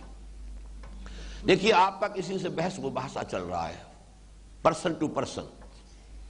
انڈیویجول ٹو انڈیویجول، اس میں بھی یہ ہے کہ کسی وقت اس نے ایک بات کہی جو صحیح ہے، اور آپ نے فوراً کہا یہ بات آپ کی صحیح ہے، میں تسلیم کرتا ہوں، بڑی معقول بات ہے۔ یہ ہے وہ رویہ کہ جس سے خود اس کے دل میں نرمی پیدا ہوگی کہ یہ میرا مخاطب جو ہے یہ کوئی ضدی آدمی نہیں ہے، ہٹ دھرم نہیں ہے، یہ انصاف پسند آدمی ہے، اس نے میری اس بات کو تسلیم کیا، تو اس سے یہ ہے کہ جو آپ کی ڈائیلاگ ہے وہ نتیجہ خیز ہو سکتی ہے۔ اگر آپ اس کی وہ بات بھی نہیں مانیں گے، میں نے اگر اس کی یہ بات مان لی تو اس سے آگے وہ یہ کہہ دے گا، اور پھر یہ کہ میں تو پھر ہار گیا، وہ جیت گیا۔ اگر اس طرح کی کوئی ہٹ درمی آ گئی، کوئی اپنے اندر جو ہے وہ اس طرح کا عجب آ گیا، تو در حقیقت آپ خود اپنے پاؤں پر کلہاڑی مار رہے ہیں۔ وہ انسان بھی محسوس کر لیتا ہے یہ زدم زدہ میں ہے، یہ بات جو ہے یہ حق کا جویا نہیں ہے، حق کا متلاشی نہیں ہے۔ لیکن اگر آپ اپنے مخاطب کو یہ باور کرا دیں کہ یہ شخص انصاف پسند ہے، حق کو تسلیم کرتا ہے، تبھی تو وہ پھر آپ کی بات کے اوپر بھی ہمدردی کے ساتھ اور کھلے دل کے ساتھ، کھلے ذہن کے ساتھ غور کرے گا۔ اسی طرح جب کہیں گروپ سے گروپ کا معاملہ ہو رہا ہو، تو اب ظاہر بات ہے برے سے بری کسی جماعت اور یا قوم میں یا ملت کے اندر بھی کچھ تو اچھائیاں ہوتی ہیں نا، ان کی اچھائیوں کے پہلو کو نمایاں کیجئے، بیان کیجئے، تاکہ اس گروہ میں، اس جماعت کے اندر یہ احساس ہو کہ یہ شخص ہماری مخالفت کے اوپر اس نے جو ہے ادار نہیں کھائے بیٹھا ہوا، ہماری مخالفت ہی کے اوپر جو ہے اس نے کمر نہیں کسی ہوئی، ہمارے اندر اگر کوئی خیر کا پہلو ہو تو وہ تسلیم کرتا۔ یہی وجہ قرآن مجید میں سورہ آل عمران میں آپ دیکھیں کہ لیسو سوا، یہ تمام اہل کتاب برابر نہیں ہے، ان میں وہ بھی ہے امت قائمۃ آناء اللیل، ایسے لوگ بھی ہیں راتوں کو کھڑے رہتے ہیں اللہ کے حضور میں۔ اسی طریقے سے فرمایا کہ ان میں وہ لوگ بھی ہیں من ان تامنہ بقنطار یؤدہ الیک، ایسے لوگ بھی ہیں امانت دار کہ ڈھیروں سونا بھی ان کے پاس امانت رکھوا دو گے وہ واپس کر دیں گے، وہ بددیانتی نہیں کریں گے، خیانت نہیں کریں گے۔ وَمِنْهُمْ مَنْ إِنْ تَأْمَنْهُ بِدِينَارٍ لَا يُؤَدِّهِ إِلَيْكَ إِلَّا مَا دُمْتَ عَلَيْهِ قَائِمًا، لیکن ایسے لوگ بھی ہیں کہ اگر ایک دینار بھی کہیں ان کے پاس رکھوا دیا تو وہ ہرگز واپس نہیں کریں گے، الا یہ کہ سر پر سوار ہو کر وصول کر لو، یہ بات تو دوسری ہے، وہ تو طاقت سے تم نے واپس لیا ہے، ورنہ یہ کہ وہ اپنے بس پڑتے وہ ایک دینار کے بھی اندر بھی خیانت کریں گے، اسے بھی واپس کرنے کو تیار نہیں۔ تو جو جہاں خیر ہے اس خیر کو بھی تسلیم کرو، جو شر ہے اس کو بھی بیان کرو۔ اگر آپ ان کے خیر کو مانیں گے تب وہ اپنے شر کے اوپر بھی غور کرنے کو تیار ہوں گے کہ ہمارے دامن پر یہ دھبے ہیں واقعتاً، اس لیے کہ جو ہماری اندر خیر ہے وہ تو یہ مان رہے ہیں، اسے تسلیم کر رہے ہیں۔ کوئی ہول سیل ریجیکشن نہیں ہے، ہول سیل کنڈمنیشن ہو رہی ہو تو ظاہر بات ہے کہ پھر فریق ثانی کے اندر بھی ایک ضد پیدا ہو جائے گی، ہٹ درمی پیدا ہو جائے گی، اور اس کے اندر جو ہے کسی بھی بات کو قبول کرنے کے لیے اس کا دل جو ہے وہ کھلا نہیں رہے گا۔ تو اسی حوالے سے آپ دیکھیے کہ قرآن مجید میں اہل کتاب میں جو بھی خیر کا پہلو تھا اسے بھی اجاگر کیا گیا ہے۔ اس میں اب ایک نقطے کا میں اضافہ کر رہا ہوں، یہ اضافہ جو ہے یہ مولانا فراہی اور مولانا اصلاحی صاحب یہ جو مکتب فکر ہے تفسیر کا، یہ ان کا ہے، اور چونکہ اسالیب قرآن خاص موضوع تھا مولانا فراہی رحمۃ اللہ علیہ کا، اس پر ان کی ایک کتاب بھی ہے، اگرچہ کتاب کہنا اسے مناسب نہیں ہے، رسالہ کا یہ چھوٹی سی کتاب ہے۔ قرآن مجید کے بعد مخصوص اسالیب ہیں، ان کی پہچان حاصل ہو جائے تو وہ گویا کہ کلید کا کام دیتے ہیں بہت سے معاملات کے اندر۔ اب قرآن مجید میں اہل کتاب کا تذکرہ دو انداز میں آتا ہے، والذین اوتوا الکتاب، اب یہ مجہول کا صیغہ ہے، پیسو وائس، وہ لوگ جنہیں کتاب دی گئی تھی، اور الذین آتیناہم الکتاب، وہ لوگ جنہیں ہم نے کتاب عطا فرمائی۔ یہ دو مختلف اسلوب ہیں، ایک ایکٹیو وائس ہے، ایک جو معروف کا صیغہ ہے جنہیں ہم نے کتاب دی، اور ایک وہ جنہیں کتاب دی گئی تھی، جو کتاب دیے گئے۔ ان دونوں اسلوبوں میں یہ فرق بیان کیا گیا، اور بڑے دل کو لگنے والی بات ہے کہ جہاں کوئی مقام مدح ہے، جہاں کوئی ان کے خیر کو نمایاں کرنا ہے، وہاں الذین آتیناہم الکتاب، یہ معروف کا اسلوب جو ہے وہ وہاں آتا ہے۔ لیکن جہاں ان کی کوئی ذم کا پہلو ہے، قابل مذمت کوئی بات ان کی بیان کرنی ہے، تو وہاں الذین اوتوا الکتاب، وہ لوگ کہ جنہیں کتاب دی گئی تھی، ان کا طرز عمل یہ ہے، ان کا جو معاملہ ہے وہ یہ ہے۔ تو یہاں پر جو لفظ آیا ہے الذین آتیناہم الکتاب، یہ اہل کتاب کے ان حق پرست لوگوں کا تذکرہ ہو رہا ہے کہ جو ان میں خال خال، جیسے وہ علامہ اقبال کا شعر ہے، خال خال اس قوم میں اب تک نظر آتے ہیں، وہ کرتے ہیں اشک سحر گاہی سے جو ظالم وضو۔ تو بہرحال مسلمان قوم کتنی ہی گر گئی، کتنی پستی میں چلی گئی، کتنی خراب ہو گئی، لیکن پھر بھی افراد تو ایسے موجود ہیں خال خال اس قوم میں اب تک نظر آتے ہیں، وہ کرتے ہیں اشک سحر گاہی سے جو ظالم وضو۔ اسی طرح کا معاملہ یہ ہے کہ ان میں ہے کچھ لوگ، چاہے وہ آٹے میں نمک کے برابر ہے، کوئی پرواہ نہیں، لیکن اگر ہے تو اس کو نمایاں کیجئے، اسے بیان کیجئے۔ اس سے در حقیقت آپ کی دعوت کے لیے دل کھلیں گے، آپ کی بات سننے کے لیے ذہن آمادہ ہوں گے۔ الذین آتیناہم الکتاب، اب یہاں اگر اس تعویل کو لیا جائے تو یہاں یہ اہل کتاب کے ان حق پسند یا حق پرست لوگوں کا تذکرہ ہے کہ جنہیں اللہ تعالیٰ نے کتاب دی تھی، یتلونہ حق تلاوت۔ ظاہر بات ہے کہ اگر وہ حق پرست ہے، حق پسند ہے، تو القرآن کا، اپنی کتاب کا، تورات کا، انجیل کا، جس پر بھی ان کا ایمان ہے، اس کا حق ادا کرتے ہیں، اس کی تلاوت کرتے ہیں۔ اب اس معنی میں آئے گا اولئک یؤمنون بہ، وہی لوگ ہیں جو اس پر بھی ایمان لائیں گے۔ اب یہاں پر مستقبل کا صیغہ ہو گیا کہ اے نبی ان میں سے صرف وہی لوگ جو ہیں، معدود چند ہیں، معدوم کے درجے میں ہیں، اتنے کم ہیں، وہ اپنی جگہ ہے، لیکن بہرحال عبداللہ ابن سلام رضی اللہ تعالی عنہ علماء یہود میں سے تھے، بڑے چوٹی کے علماء میں سے تھے، ایمان لائے ہیں نا۔ اسی طریقے سے کچھ اور لوگ بھی یہود میں سے ایمان لائے، چاہے وہ کوئی نمایاں افراد نہیں ہیں، لیکن یہ کہ عبداللہ ابن سلام تو چونکہ ان کے چوٹی کے علماء میں سے تھے رضی اللہ تعالی عنہ، ایمان لائے۔ تو الذین آتیناہم الکتاب، جنہیں ہم نے کتاب عطا فرمائی ہے، یعنی جو اس کے حق ادا کرنے والے ہیں، جو اس کی قدر و منزلت کو پہچاننے والے ہیں، اور اس کا ثبوت کیا ہے؟ یتلونہ حق تلاوتہ، وہ اپنی اس کتاب کے ساتھ وہی معاملہ کرتے ہیں کہ جو کسی مومن کو کرنا چاہیے، وہ اس کو پڑھتے ہیں جیسے کہ اس کے پڑھنے کا حق ہے، اس کی پیروی کرتے ہیں جیسے کہ پیروی کرنے کا حق ہے۔ اولئک یؤمنون بہ، وہی لوگ ہوں گے کہ جو اس پر ایمان لائیں گے۔ ومن یکفر بہ فاولئک ھم الخاسرون، اور جو لوگ اس کا انکار کریں گے، اب یہ بات آ گئی یہاں پہ، اب ترجمہ ہوگا اس کا انکار، جو قرآن کو یہاں گویا کہ بہی کی ضمیر اس معنی میں اب آ رہی ہے قرآن کی طرف۔ الذین آتیناہم الکتاب، وہ مراد ہے کتاب سے تورات اور انجیل، وہ لوگ کہ جو حقیقتاً اپنی کتابوں پر ایمان رکھنے والے ہیں، جو حقیقتاً اس کی تلاوت کا حق ادا کرتے ہیں، جو اس کی پیروی کرتے ہیں، اولئک یؤمنون بہ، وہ اس پر بھی ایمان لائیں گے، اس قرآن پر بھی۔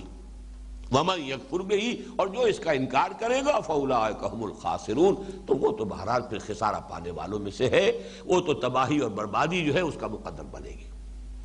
اب یہ تو سمجھیے آخری آیت تھی اس بنی اسرائیل سے خطاب کے ضمن میں، اگرچہ دو آیتیں ابھی اور آ رہی ہیں، لیکن یہ دو آیتیں وہی ہیں کہ جن سے چھٹے رکوع میں آغاز ہوا تھا۔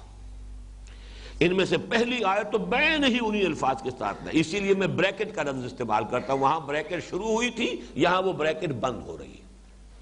ویسے تو یہ کہ بریکٹ ایک اس طرح بھی ہوا کرتی تھی، سیدھا خط چلا آ رہا ہے، صرف یہ کہ اوپر کنڈے سے نظر آ رہے ہیں، وہ ادھر کی طرف رخ ہے یا ادھر کی طرف رخ ہے، تو بڑا معمولی سا فرق بتا دیتا ہے کہ یہاں بریکٹ شروع ہونے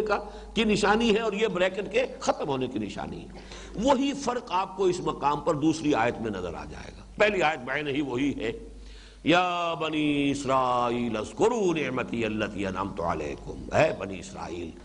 اے یعقوب کی اولاد۔ اسرائیل میں آپ کو بتا چکا ہوں، ایل عبرانی میں کہتے ہیں اللہ کے لیے، اللہ کے لیے لفظ ایل ہے۔ اسر بندہ، اسیر، اسیر کون ہے؟ جو کہ کہیں جکڑا ہوا ہے، جس کی بہترین مثال حضور نے دی کہ مومن کی مثال کیا ہے؟ اس گھوڑے کی سی ہے جو بندھا ہوا ہے۔ مثل المومن کمثل الفرس فی اخیتہ، مومن کی مثال اس گھوڑے کی ہے جو گھوٹے سے بندھا ہوا ہے۔ تو اسرائیل اللہ کے ساتھ بندھا ہوا، اللہ کا غلام، اس کو غلام اللہ کہے، عبداللہ کہے، اسرائیل کے لفظی معنی یہ ہے، اور یہ حضرت یعقوب کا لقب تھا اسرائیل۔ یا بنی اسرائیل، اے اسرائیل کی اولاد، اے یعقوب کی اولاد، اذکروا نعمتی التی انعمت علیکم، یاد کرو میری اس نعمت کو جو میں نے تم پر انعام فرمائی۔ وہ نعمتیں جو ہے جو بار بار گنوائی گئی ہیں، نعمت ہدایت ہے، جس طرح کے عذاب میں مبتلا تھے اس سے تمہیں آزادی دلائی گئی تھی، پھر یہ کہ کس طرح کے معجزے تمہیں دکھائے گئے، پھر تمہیں کتاب دی گئی، سب سے بڑی نعمت کتاب ہدایت تورات تمہیں عطا کی گئی، تو یہ نعمتیں جو ہیں ان کو گنوا کر وَأَنِّي فَضَّلْتُكُمْ عَلَى الْعَالَمِينَ، میں نے تمہیں تمام جہان والوں پر فضیلت دی۔ اگرچہ لفظی ترجمہ اس کا ہوتا ہے میں نے تمہیں تمام جہانوں پر فضیلت دی۔ اس میں بھی مولانا فراہی رحمۃ اللہ علیہ نے جو اس کی تعبیر کی ہے، اور ایک اصول کے درجے میں، کہ کبھی کبھی ایسا ہوتا ہے کہ مظروف کی جمع کو لانے کے لیے ظرف کو جمع کر دیا جاتا ہے۔ گلاسوں کا پانی، مطلب یہ کہ گلاس کا سارا پانی، اتنے گلاس، اتنے مطلب گلاس میں جتنا پانی ہے۔ عالمین جہانوں والے یعنی جہان والے سب، رحمت للعالمین تمام جہان والوں کے لیے، تمام جہانوں والے کے لیے، ایک لفظی ترجمہ یہ ہوگا، لیکن ایک یہ ہے کہ حضور صلی اللہ علیہ وسلم کو بھیجا گیا ہے نوع انسانی کی طرف، ملائکہ کی طرف تو رسول بنا کر نہیں بھیجے گئے، وہ تو ہے تو نوع انسانی کے لیے، لیکن تمام انسان اس جہان کے کل انسانوں کے لیے آپ رسول بنا کر بھیجے گئے صلی اللہ علیہ وسلم۔ تو یہاں پر بھی انی فضلتکم علی العالمین، میں نے تمہیں فضیلت دی ہے تمام جہان والوں پر، یعنی تمام نوع انسانی پر، اور یہ فضیلت یہی ہے۔ کتاب 2000 برس تک تو اس مقام پر فائز رہے، میں نوٹ کر کے لایا تھا لیکن مجھے یاد نہیں رہا۔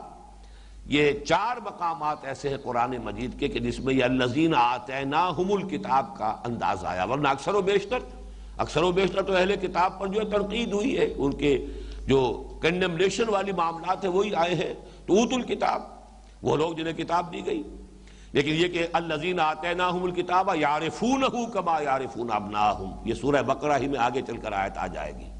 والذین آتیناہم الکتاب یعلمون انہ منزل من ربک بالحق، سورہ انعام آیت 114، والذین آتیناہم الکتاب یفرحون بما انزل الیک، سورہ رعد آیت 36،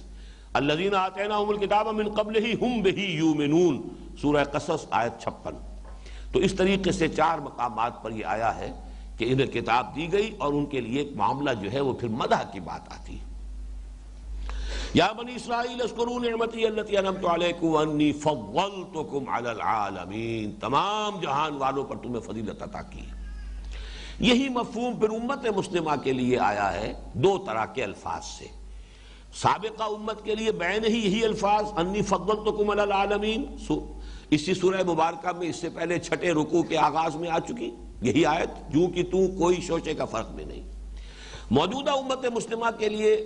کنتم خیر امت اخرجت للناس تأمرون بالمعروف وتنہون عن المنکر وتؤمنون باللہ۔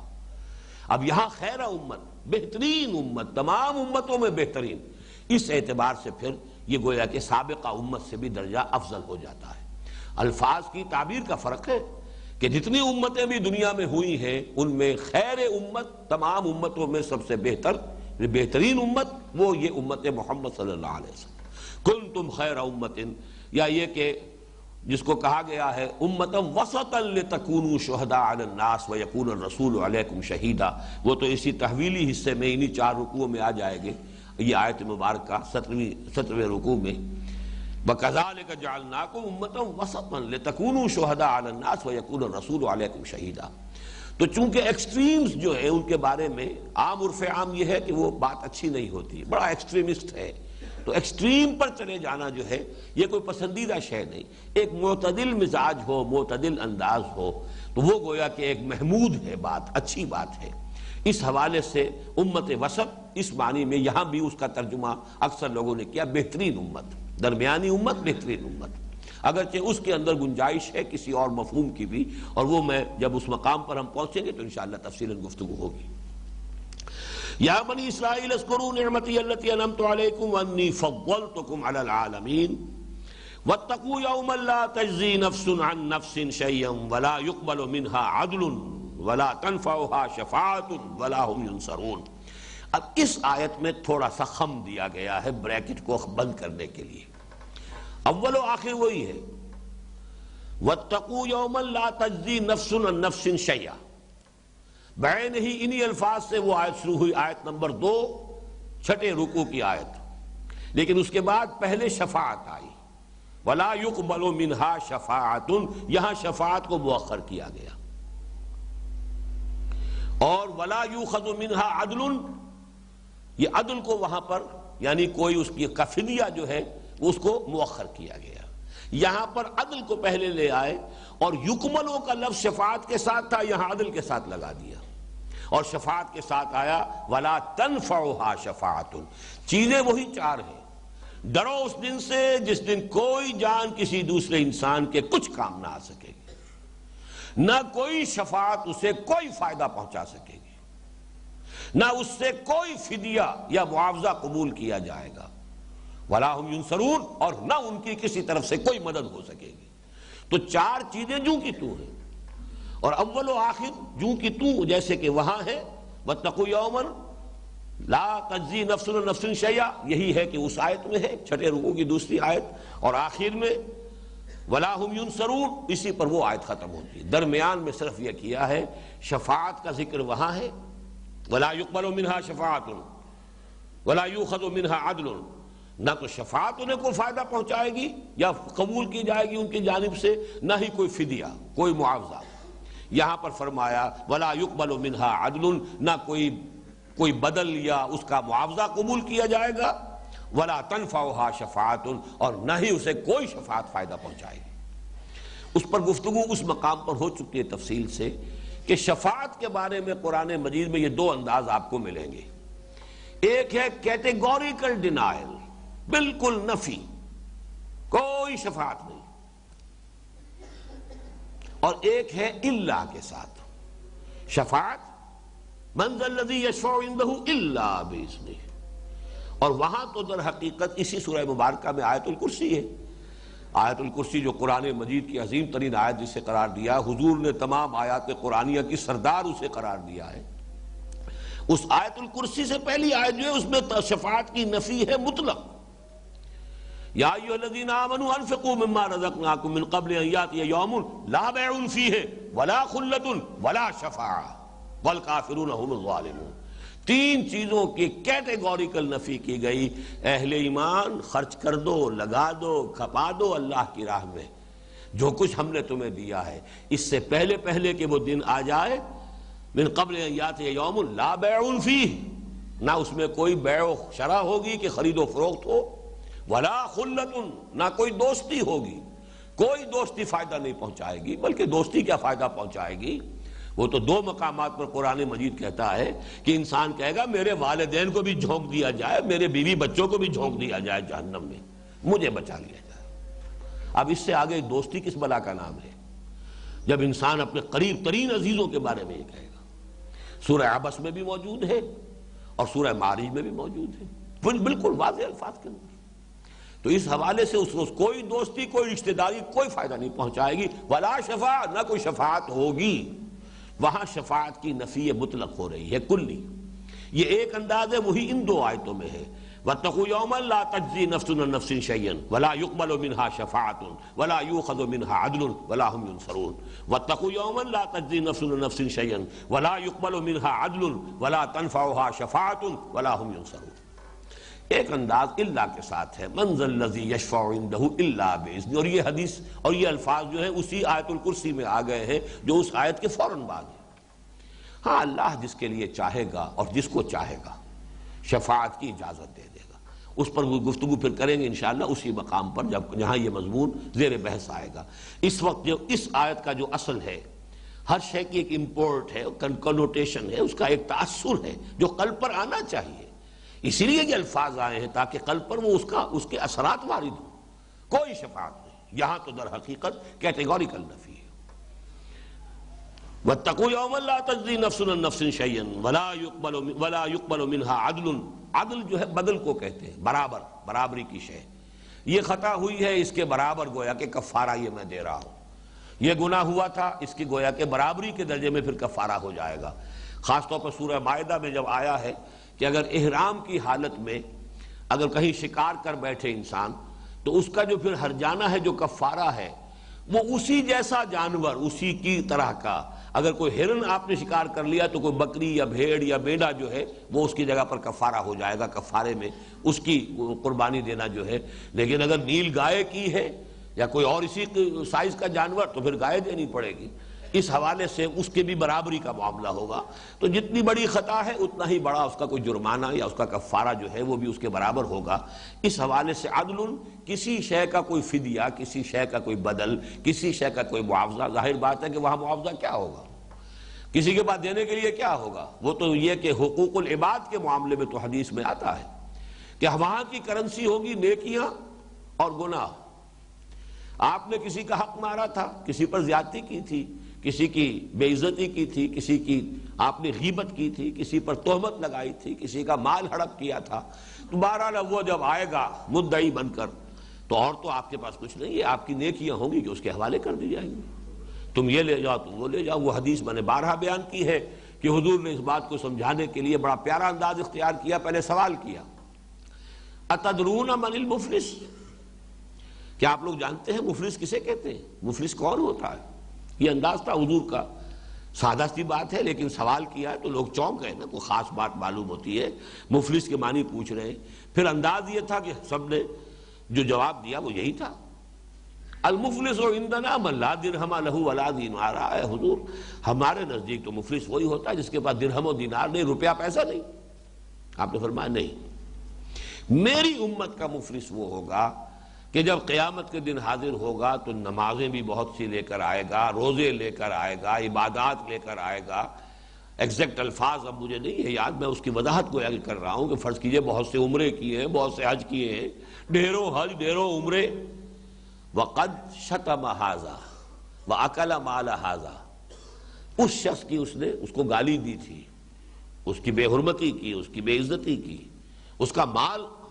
غلط طریقے پر حرام طریقے پر ہڑپ کر لیا۔ اب جب مدعی آئیں گے تو کسی کو اس کی نمازیں دے دی جائیں گی، لو بھائی اس کی نمازیں لے جاؤ، یہی ہے یہاں پر، یا یہ کسی کو اس کے روزے دے دیے جائیں گے، ساری نیکیاں ختم ہو جائیں گی، مدعی باقی ہوں گے۔ جنہیں دنیا میں عادت ہوتی ہے اس قسم کی غیبت کرنے کی عادت ہی پڑی ہوئی ہے، تو یہ تو سویٹ ڈش ہے، ہر کھانے کے بعد جو ہے بڑی لذیذ ہوتی ہے ڈش، وہ تو کرتے ہی رہیں گے، پھر کوئی ایک آدھ مرتبہ کی بات تو نہیں ہے۔ مدعی آئیں گے، وہ ساری عبادتوں کا ان کا جو ہے وہ انبار ختم ہوا، اس کے باوجود ابھی مدعی باقی ہوں گے، تو اب ریورس گیئر لگے گا، ان کے گناہ اس کے کھاتے میں ڈلنے شروع ہوں گے، اس کے اعمال کے پلڑے کے اندر۔ بھائی تمہاری یہ خطا تھی، یہ غلطی تھی، یہ گناہ تھی، گناہ تم نے کیا تھا، اس نے تم پر یہ زیادتی کی تھی، تمہارا یہ گناہ اس کے حساب میں ڈالتے ہیں، یہاں تک کہ وہ دوسروں کے گناہوں کے بوجھ تلے گر کر اور دب کر جہنم میں جھونک دیا جائے۔ یہ معاملہ ہے جو کہ بین الانسانی معاملات ہیں، معاملات کے ضمن میں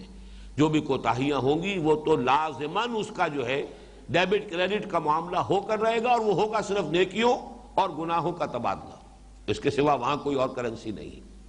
باقی یہ ضرور ہے کہ اللہ تعالیٰ نے بڑی شفقت اور رحمت فرمائی ہے، جہاں تک اپنے حقوق کا معاملہ فرمایا کہ وہ میں معاف کر دوں گا۔ اگر شرک نہیں ہے، ایک شخص سے خطا ہو رہی ہے، اللہ تعالیٰ ان اللہ لا یغفر ان یشرک بہ، اسے تو ہرگز نہیں بخشے گا کہ شرک کرے اس کے ساتھ، لیکن یہ کہ اس سے کم تر جو بھی خطائیں ہیں، ایک شخص ہے کم ہمت انسان ہے، قوت ارادی کمزور ہے، کسی شے کو چھوڑنا چاہتا نہیں چھوڑ پا رہا، نماز پڑھنا چاہتا ہے پھر بھی کبھی رہ گئی ہے، کوئی اس میں کمی رہ گئی ہے، یہ جو حقوق اللہ کے معاملات ہیں اس میں اللہ تعالیٰ جو ہے بہرحال خوردہ گیری کا معاملہ اس میں اللہ نہیں کریں گے، بلکہ اللہ تعالیٰ کی طرف سے اس کے بارے میں یغفر ما دون ذلک لمن یشاء، اس سے کم تر جو گناہ ہے وہ جس کو چاہے گا اللہ تعالیٰ بخش دے گا، لیکن حقوق العباد اللہ تعالیٰ معاف نہیں فرمائیں گے، وہاں تو در حقیقت لین دین ہو کر رہے گا۔ بہرحال ان دو آیات پر کہ جن دو آیات سے یہ سلسلہ کلام شروع ہوا تھا، چھٹے رکوع سے دوبارہ تازہ کر لیجئے، اب صرف 1-2 منٹ باقی ہیں تاکہ پھر جو اصل تحویلی مضمون ہے وہ ہم اب اگلے ہی سیشن سے شروع کریں، کہ یہ جو سورہ بقرہ میں 4 رکوع تمہیدی، جن میں سے پہلے 3 قسم کے انسانوں کے کردار کا نقشہ پیش کر دیا گیا، وہ لوگ جو قرآن پر ایمان لائے، جنہوں نے اس سے استفادہ کیا، ان کے کیا ہے خد و خال، ان کی سیرت کے کردار کے وہ واضح کیے گئے۔ وہ لوگ جو کفر پر اڑ گئے، سواء علیہم انذرتہم ام لم تنذرہم لا یؤمنون، ان کا معاملہ صرف 1-2 آیتوں کے اندر بیان کر دیا۔ پھر تفصیل سے گفتگو ہوئی ہے وہ کہ جو کہتے تو ہیں کہ ہم ایمان لاتے ہیں، وَمِنَ النَّاسِ مَن يَقُولُ آمَنَّا بِاللَّهِ وَبِالْيَوْمِ الْآخِرِ وَمَا هُم بِمُؤْمِنِينَ، وہ مومن نہیں۔ انہی میں منافقین تھے، انہی میں سے کچھ یہودی تھے جو مدعی تھے کہ بھارا ہم بھی مومن ہیں، ہمیں بھی مومن تسلیم کرو، ہم بھی اللہ کی توحید کو تسلیم کرتے ہیں، سینکڑوں نبیوں کے ماننے والے ہیں، چلیے زیادہ یہی ہے نا کہ ہم نے صرف محمد کو نہیں مانا صلی اللہ علیہ وسلم، لیکن یہ کہ آپ ہمیں 98% مسلمان مان لیں، 99% مان لیں، 95% مان لیں، ماننا تو پڑے گا۔ تو ان دونوں پر وہ رکوع جو ہے دوسرا وہ اپلیکیبل ہے۔ پھر تیسرے اور چوتھا رکوع یہ قرآن مجید کی دعوت اور اس کے فلسفے پر، یوں سمجھیے کہ مکی قرآن کا لب لباب، تیسرے رکوع میں دعوت اور چوتھے رکوع میں فلسفہ قرآن، فلسفہ خلافت کی بنیاد، خیر و شر کی کشاکش جو دنیا میں رہی ہے، ابلیس اور اس کی ذریت معنوی و سلبی اور حضرت آدم اور ان کی اولاد کے درمیان جو مخاصمت، جو دشمنی ازل سے چلی آ رہی ہے اور قیامت تک جاری رہنی ہے، اس کی بنیاد یہ سارا جو ہے چوتھے رکوع، پانچویں رکوع سے شروع ہو گیا خطاب سابقہ امت مسلمہ سے۔ لیکن پہلا رکوع پانچواں وہ دعوت پر مشتمل ہے، اور وہ 7 آیات کسی بھی سابقہ امت مسلمہ کو دعوت دینے کے لیے، مسلمانوں میں تجدید ایمان کی دعوت برپا کرنے کے لیے، وہ گویا کہ ہمارے لیے سب سے زیادہ نمایاں ایک ہدایت، جامع ترین ہدایت ہے۔ اس کے بعد چھٹے رکوع سے لے کر اور یہ 15ویں رکوع کی 2 ابتدائی آیات تک، یہ 9 سوا 9 رکوع، یہ ہے ملامت کا حصہ۔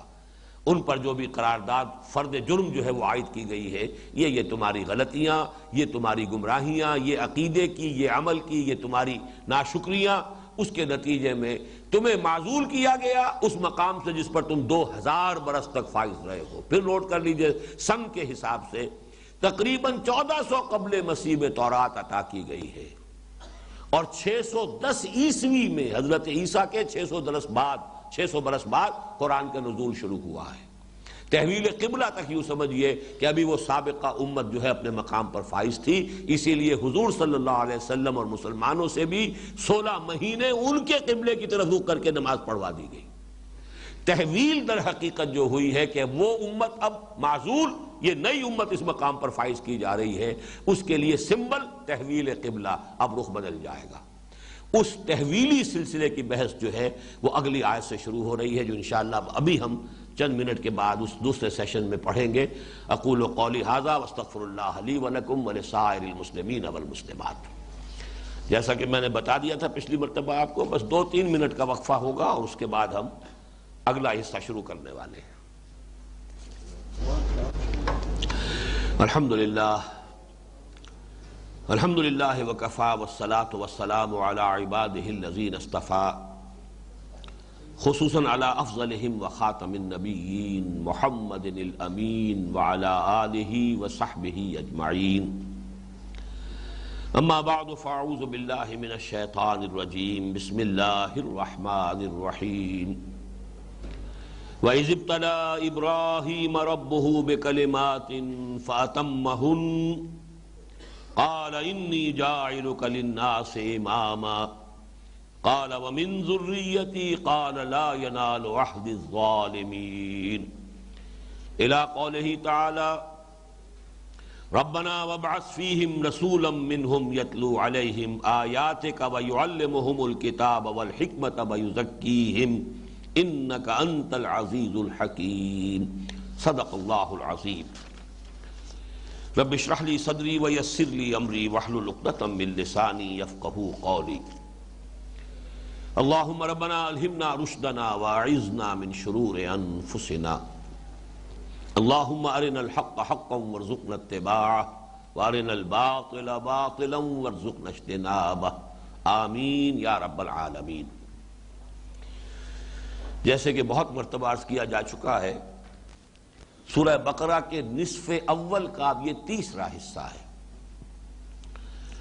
جو ہم کہیں گے عمومی انداز میں تو 4 رکوعوں پر مشتمل ہے، اگرچہ اس میں سے 2 آیتیں منہا کرنی ہوں گی، اس لیے کہ بارہا میں عرض کر چکا ہوں کہ جو رکوعوں کی جو تقسیم ہوئی ہے یہ حضور کے زمانے میں نہیں تھی، یہ تقسیم بعد میں ہوئی ہے، بنو امیہ کا ابتدائی دور، اور حجاج ابن یوسف جو ویسے تو بہت بدنام شخص تھا، بہت ظالم اور جابر انسان تھا، بہت سے تابعین جو ہیں نہایت جو صالحین میں سے تھے ان کو اس نے شہید کیا ہے، وہ سیاسی مقاصد کی بنا پر۔ بہرحال بعض خدمات بھی اس کی ہیں، جیسا کہ پچھلے ہی نشست میں بات زیر بحث آئی تھی، جس میں جو خیر ہے اس کو بھی مانیے، جو شر ہے اس کو بھی پہچانیے۔ تو بہرحال قرآن مجید کے ضمن میں اس کی ایک خدمت بڑی عجیب ہے، جیسے یہ خدمت جو ہے ہمارے اس دور میں بھی جو جمال عبد الناصر مصر کے صدر تھے، ان کے ہاتھوں یہ اللہ تعالیٰ نے ایک خدمت جو ہے قرآن مجید کی کروا لی۔ ویسے بہرحال ان کے جو بھی نظریات تھے، جو افکار تھے، عروبہ، عربزم، عرب نیشنلزم، اس کے بہت بڑے پرچارک تھے۔ کہتے ہیں کہ انہوں نے یہ نعرہ بھی لگایا تھا، نحن ابناء الفراعنہ، بڑے فخر کے ساتھ، ہم فرعونوں کی نسل سے ہیں۔ بہرحال وہ ایک پہلو تھا، لیکن دوسرا پہلو یہ کہ چونکہ بہت بڑا فتنہ تھا جو اٹھا تھا، اسرائیلیوں نے، یہ جو ریاست بن گئی ان کے حوالے سے اسرائیلی کہہ رہا ہوں، حکومت اسرائیل نے بہت بڑی یوں سمجھیے سازش کے طور پر قرآن پر حملہ کیا تھا۔ کچھ قرآن مجید جو ہے اس کے ٹیکسٹ کے اندر تبدیلی کر کے بڑی تعداد میں شائع کیے، اور خاص طور پر افریقی ممالک میں ان کو پھیلا دیا۔ یہ گویا کہ قرآن مجید کے متن کو محفوظ رکھنے کی جو اللہ تعالیٰ نے جو ذمہ داری اپنے اوپر لی تھی، یہ گویا کہ اس کے خلاف ایک بہت بڑی کوشش تھی۔ ظاہر ہے کہ اگر وہ برقرار رہ جائے، کچھ عرصے کے بعد 10-15 سال کے بعد کوئی شخص کہے گا لو جی یہ قرآن بھی تو آخر یہ بھی چھپا ہوا ہے نا، اس کے اندر تو یوں لکھا ہے۔ وہ جو ایک سرٹنٹی ہے قرآن مجید کی اور اس کے ٹیکسٹ کے بارے میں یہ ہے کہ وہ کرپٹ نہیں ہوا ہے، انٹیگریٹی اس کے ٹیکسٹ کی، وہ تو ساری بات ختم ہو جاتی۔ تو صدر ناصر نے پھر قرآن مجید کی ترتیل کی، پورے قرآن مجید کے جو ٹیپس تیار کروائے، یہ شیخ محمود خلیل حسری رحمہ اللہ ان کے قرات میں بھی، اور شیخ عبدالباسط عبدالصمد، پورے قرآن کی ترتیل کے، تاکہ یہ کہ وہ ریکارڈ پھیلا دیے جائے اور اس کے حوالے سے لوگ جو ہے وہ ہر شخص جو ہے وہ دیکھ سکے کہ کسی قرآن کے اندر اس کے متن میں کوئی غلطی تو نہیں کر دی گئی۔ اسی طریقے سے عجمیوں کے لیے، غیر عرب لوگوں کے لیے بہت بڑی خدمت حجاج ابن یوسف نے کی تھی۔ اس وقت تک قرآن مجید کے متن پہ نہ نقطے تھے، نہ زیر زبر، نہ کوئی علامات وقف، کچھ نہیں، اس لیے کہ اہل زبان تھے، وہ پہچانتے تھے۔ جیسے پرانے زمانے میں جو منشی حضرات کہلاتے تھے، وہ واقعتاً جس طرح لکھتے تھے شکستہ خط کے اندر، تو اس میں یہ نقطے نہیں لگانے کا تکلف کیا جاتا تھا، بلکہ یہ گمان ہوتا تھا کہ اگر آپ نقطے بھی لگائیں اور زیر زبر بھی لگائیں تو جسے آپ خط لکھ رہے ہیں وہ سمجھے گا کہ مجھے جاہل سمجھا انہوں نے، وہ اپنی توہین پر معمول کرے گا کہ بغیر ان نقطوں کے اور بغیر ان اشاروں کے شاید میں سمجھ نہیں سکتا تھا اس ٹیکسٹ کو۔ تو یہی معاملہ تھا، لیکن یہ کہ اس کے بعد یہ سارا کام ہوا۔ اسی دور میں پھر یہ رکوعوں کی تقسیم ہوئی۔ تو جہاں تک رکوعوں کی تقسیم کا تعلق ہے، یہ بھی میں نے بارہا عرض کیا، انٹروڈکشن ٹو دی قرآن پر بھی جو تقریریں ہوئی تھی شروع میں، جب درس دوبارہ ہم نے شروع کیا ہے سلسلے وار، کہ اکثر و بیشتر مقامات پر تو معلوم ہوتا ہے کہ صحیح جگہ پر رکوع کا جو بھی تقسیم ہوئی ہے صحیح ہوئی ہے، بعض جگہوں پر اختلاف کی گنجائش ہے۔ میرے نزدیک ان دو آیات کو سابقہ ہی 14ویں رکوع ہی میں شامل کیا جانا چاہیے تھا، اس لیے کہ وہ مضمون وہاں کلوز ہو رہا ہے، ختم ہو رہا ہے، اور در حقیقت اب اگلا مضمون جو شروع ہو رہا ہے 15واں رکوع یہاں سے شروع ہوتا، وَإِذِ ابْتَلَىٰ إِبْرَاهِيمَ رَبُّهُ، تو یہ بہتر تھا، بس ہم اسے بہتر کے انداز میں کہہ سکتے ہیں۔ باقی یہ کہ جو بھی شکل ہے، اور یہ بھی کہنے کی جرت اس لیے کر رہے ہیں، کسی صورت کے بارے میں آپ یہ بات نہیں کہہ سکتے، کسی آیت کے بارے میں آپ یہ بات نہیں کہہ سکتے۔ آیتوں کی تعیین، صورتوں کی تعیین دور نبوی میں ہو چکی، یہ حضور صلی اللہ علیہ وسلم کا فعل ہے، اور آپ کا ہر فعل جو ہے وہ گویا کہ اللہ تعالیٰ کے حکم سے ہے، اللہ کی نگرانی میں ہے، اللہ کی رہنمائی میں ہے، وہ تو من جانب اللہ شمار ہوگا، اس میں آپ کچھ کہنے کی کوئی جرت نہ کریں، یہ جسارت جو ہے یہ بہت غلط ہے۔ البتہ رکوعوں کی پاروں کی تقسیم یہ چونکہ بعد میں لوگوں نے کی ہے، یہ خالص اجتہادی معاملہ ہے، اس میں کسی وقت کسی اختلاف کا اظہار کرنا وہ کوئی بڑی بات نہیں ہے، اس پر گھبرانا نہیں چاہیے۔ بہرحال یہ اگر ان کو 4 رکوع مانا جائے تو یہ 4 رکوع جو ہے ان میں مرکزی شخصیت حضرت ابراہیم کی ہے علیہ الصلاۃ والسلام۔ اس کی وجہ یہ کہ یہ دونوں امتیں جو ہیں، سابقہ امت مسلمہ اور یہ موجودہ امت مسلمہ، یہ دونوں جا کر جمع ہو جاتی ہیں حضرت ابراہیم علیہ السلام کی ذات مبارک پر۔ حضور صلی اللہ علیہ وسلم حضرت اسماعیل کی نسل سے ہیں، اسماعیل بیٹے ہیں حضرت ابراہیم کے، بنی اسرائیل اولاد ہے یعقوب کی، اور یعقوب پوتے ہیں حضرت ابراہیم کے، بیٹے ہیں حضرت اسحاق کے، وہ بیٹے ہیں حضرت ابراہیم کے۔ تو گویا کہ حکمت کا تقاضا، اور چونکہ گزشتہ نشست میں بھی میں نے بعض باتیں کی تھی حکمت تبلیغ کے اعتبار سے، تو یہاں اس ایک اور حکمت کو سمجھ لیجئے، جب آپ کسی فرد سے گفتگو کر رہے ہوں یا کسی جماعت سے یا کسی امت سے، کسی گروہ سے، تو گفتگو کے میننگ فل اور پرپس فل اور نتیجہ خیز ہونے میں بہت مفید یہ بات ہوگی کہ آپ اپنے اور ان کے درمیان کوئی مشترک بات تلاش کیجئے، تاکہ اس مشترک بات سے بات کو آگے بڑھایا جائے۔ اس کی مثال میں دیا کرتا ہوں، وہ زپ ہوتا ہے، اس زپ کو آپ اوپر سے اس کے کونے جوڑنے کی کوشش کریں گے، یہ آخر دندانے بنے ہوئے ادھر ان کو فٹ ہو جانا چاہیے، ویسے بھی تو فٹ ہو جاتے ہیں نا، کبھی نہیں ہوگا، وہ تو کنارے سے اس کو کھینچتے ہوئے لائیے، وہ ہک جو ہے نیچے سے اس کو کھینچتے ہوئے لائیں گے، اوپر تک یہ مل جائیں گے، لیکن اوپر سے جوڑنے کی کوشش کریں گے تو وہ کبھی نہیں جوڑے گا۔ تو بالکل اس مثال کو ذہن میں رکھیے کہ جس سے بھی آپ بات کر رہے ہیں پہلے یہ دیکھیے کہ آپ کے اور اس کے مابین کوئی چیز کہیں تو جا کر قدر مشترک کچھ ہوگا۔ اگر فرض کیجئے ہندوؤں کے ساتھ کوئی اور شے قدر مشترک نہیں بنتی تو آخر آدمیت، انسانیت تو قدر مشترک ہے۔ آج ایک نئی تحقیق ہوئی، حضرت نوح علیہ السلام کے ماننے والے ہیں، یہ جو ان کے منو جو ہے مہانو، یہ مہانو حضرت نوح علیہ السلام کا تذکرہ ہے۔ اگر یہ بات ہو جائے، اسٹیبلش ہو جائے، اس کو واضح طور پر بیان کیا جائے تو یہ گویا کہ ایک نقطہ اشتراک بنتا ہے کہ حضرت نوح علیہ السلام کے حوالے سے بات شروع کیجئے کہ وہ بھی اللہ کے نبی تھے، بات پہنچانے میں آپ کو سہولت ہو جائے گی۔ تو اب یہاں پر بنی اسرائیل اور بنی اسماعیل، ان دونوں میں جو قدر مشترک بنتی ہے وہ شخصیت حضرت ابراہیم علیہ السلام کی، لہذا پہلے اب ان کی شخصیت کو اجاگر کیا جا رہا ہے۔ تمہارے بھی جد امجد وہ، ان کے بھی جد امجد وہ۔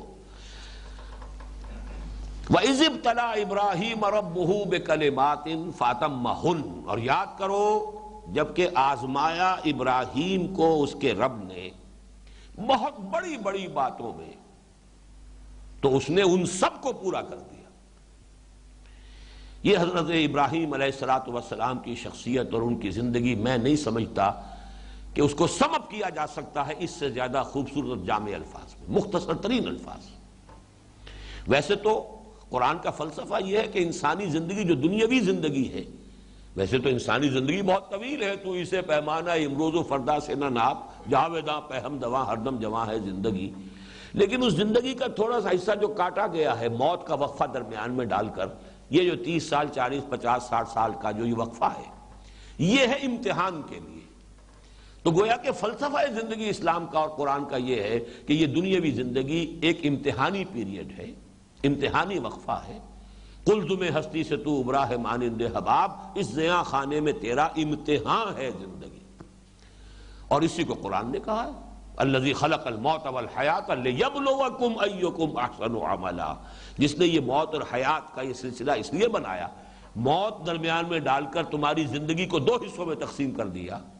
ایک حصہ یہ دنیا کی زندگی ہے اور ایک حصہ جو ہے وہ اخروی زندگی ہے۔ یہ تقسیم کیوں کی گئی؟ لِيَبْلُوَكُمْ أَيُّكُمْ أَحْسَنُ عَمَلًا، کہ یہ جو چنک ہے 30 40 50 60 70 برس کا، اس میں تمہیں آزمائے کہ کون ہے تم میں سے بہتر عمل کرنے والے۔ تو گویا کہ حیات دنیاوی کی غرض و غایت امتحان ہے۔ یہ امتحان جو ہے حضرت ابراہیم علیہ السلام کی زندگی میں جس انداز میں آیا ہے، ظاہر ہے ایک امتحان پاس کریں گے تو اگلے کا امکان ہے، پہلے امتحان میں رہ گئے اب آگے اور امتحان کس نے لے لے؟ پرائمری پاس کریں گے تو ہائی اسکول میں جائیں گے، پھر اور امتحان پر امتحان آئیں گے، پھر میٹرک پاس کریں گے تو کالج میں جائیں گے۔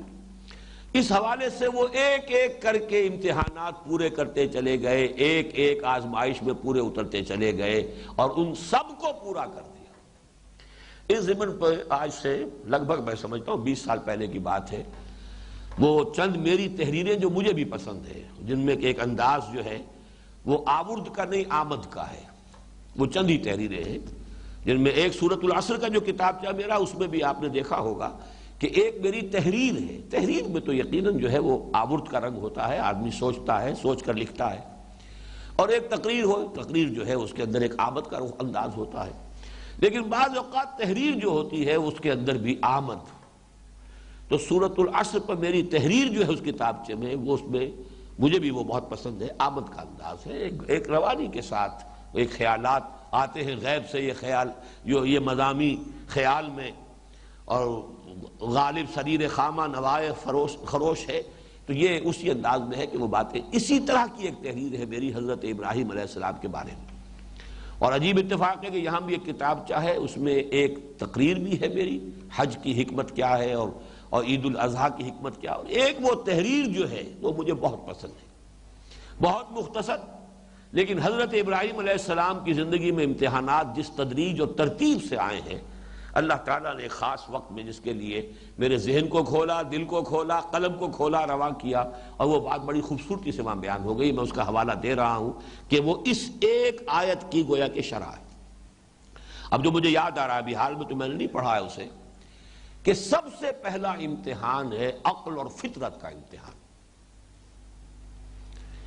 یہ جو عقل انسانی، فطرت انسانی، یہ جو اللہ تعالیٰ نے دے کر بھیجا ہے، دس از دی گیون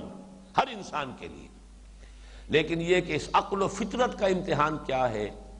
اس مادی دنیا میں رہتے ہوئے غیب کے پردوں میں، جبکہ حقائق اصل جو ہیں ہماری نگاہوں سے چھپے ہوئے ہیں، غیب کا پردہ ہمارے اور ان کے درمیان حائل ہے. اور پھر یہ کہ جیسا ماحول ہوگا اس کے اعتبار سے عقل کا یہ امتحان اور مشکل سے مشکل تر ہو جائے گا. حضرت ابراہیم کے زمانے میں یوں سمجھیے کہ ظلمات بعضھا فوق بعض، ہر نوع کا شرک موجود تھا. بت پرستی کا شرک موجود، ستارہ پرستی کا شرک موجود، پھر وہ جو سیاسی شرک ہے، بادشاہ کہہ رہا ہے کہ میں خدا ہوں، ساورنٹی کا تصور، یہ جو سیاسی شرک ہے یہ بھی پورے طور پر موجود، ہر طرح کا شرک موجود. اور اس ماحول میں اس نوجوان کی آنکھ کھلی ہے، اس نے اپنے عقل اور شعور اور اپنی فطرت کے اشاروں اور اپنی خود جو ان کی روح کی گہرائیوں میں جو شہادتیں تھیں ان کو ریڈ کیا ہے اور توحید خالص تک پہنچ گئے. انی وجہت وجہی للذی فطر السماوات والارض حنیفا، ہر طرف سے یکسو ہو کر، کوئی معبود نہیں، کوئی اور نہیں عبادت کے لائق، میں نے تو یکسو ہو کر اپنا رخ اس ہستی کی طرف کر دیا ہے جس نے آسمان اور زمین کی تخلیق فرمائی. پہلے امتحان میں کامیاب ہو گئے، عقل اور فطرت کا امتحان پاس کر لیا. اس کے بعد اب آتا ہے ہمت، عزیمت اور ارادے کا امتحان. کتنے پانی میں ہے آدمی، صلابت کردار کتنی کچھ ہے. کوئی موم کی ناک ہے کہ جو جدھر چاہے موڑ دے، حالات کے دباؤ سے خم کھا جانے والا ہے یا خم ٹھوک کر برے سے برے حالات کے اندر کھڑے رہنے والا ہے. یہ ہے امتحان، پے بپے امتحان ہوئے. موب کو فیس کیا ہے، سارے بت ان کے توڑ کر رکھ دیے، ریزہ ریزہ چور چور کر دیا. اب جو موب آیا ہے اسے فیس کیا ہے، اور فیس ہی فیس نہیں کیا، چپ کرا دیا ہے. فرجعوا الی انفسہم، ایک کو چونکہ چھوڑ دیا تھا، حکمت یہ بڑھتی، ایک کو رہنے دیا صحیح و سالم، بڑا جو تھا ان میں سے، اور وہ تیشا جن سے سب کو توڑا تھا وہ بھی اس کے کندھے کے اوپر لٹکا دیا. اب وہ آئے ہیں، پوچھو اس سے، سرکمسٹانشل ایویڈنس تو یہ بتا رہا ہے کہ اس نے توڑا ہے، اس لیے کہ جو آلہ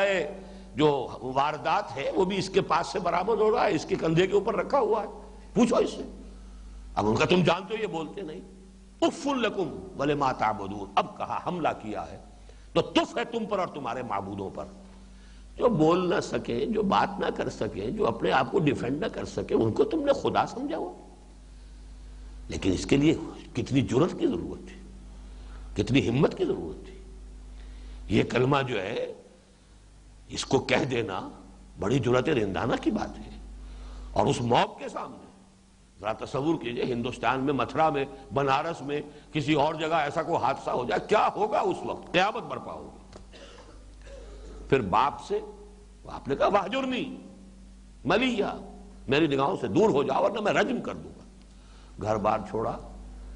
دربار میں پیشی ہوئی، وہاں آنکھوں میں آنکھیں ڈال کر بات کی ہے. حاج ابراہیم فی ربہ ان آتاہ اللہ الملک. اب شہنشاہ کا جبروت، اس کی شان و شوکت، اور یہ اللہ کا بندہ کھڑا ہے.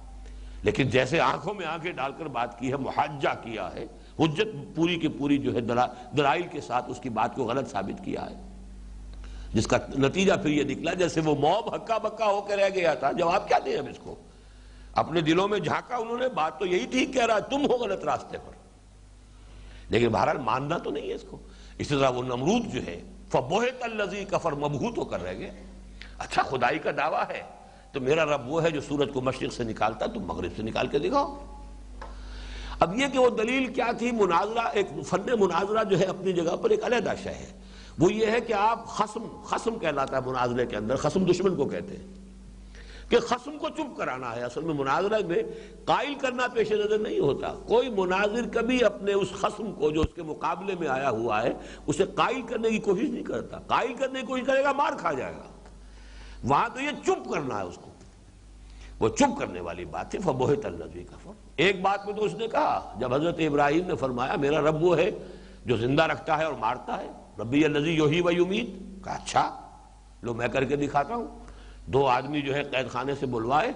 دونوں قیدی تھے،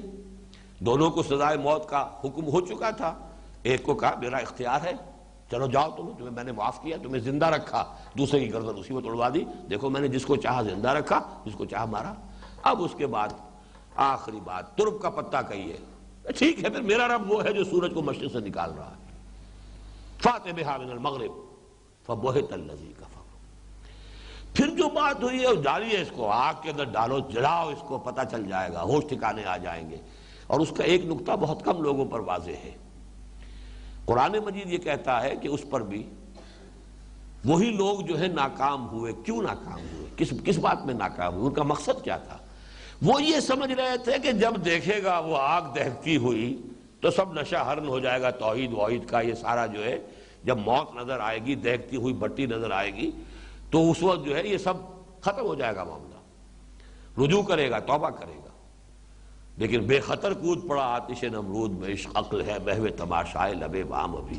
ناکام ہو گئے۔ بہرحال اللہ نے جو کیا اپنی قدرت سے، اس کو جس طریقے سے یا نارو کونی بردن و سلامن علی ابراہیم،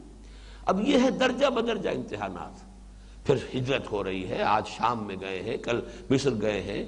لیکن ان امتحانات کا آخری ہے وہ جو جس کے بعد میں سمجھتا ہوں کہ یہ بات کہی جا رہی ہے، جبکہ 100 برس کے اس بوڑھے نے اس زندگی کی اس سٹیج پر اور اس بیٹے کو جس کے لیے دعائیں کی تھی، اللہ تعالیٰ کے حکم پر ذبح کرنے پر آمادہ ہو گیا، کمر کس لی، چھری چلا دی۔ یہ گویا کہ آخری تھا۔ وہاں میں خود یاد کرتا ہوں تو بڑی عمدہ تعبیر وہاں ہوئی ہے اللہ تعالیٰ کی طرف سے پھر کہ ممتحن کو بس کرنی پڑی ہے، جس کا امتحان لیا جا رہا تھا اس نے بس نہیں کی۔ وَنَادَيْنَاهُ أَن يَا إِبْرَاهِيمُ قَدْ صَدَّقْتَ الرُّؤْيَا إِنَّا كَذَلِكَ نَجْزِي الْمُحْسِنِينَ۔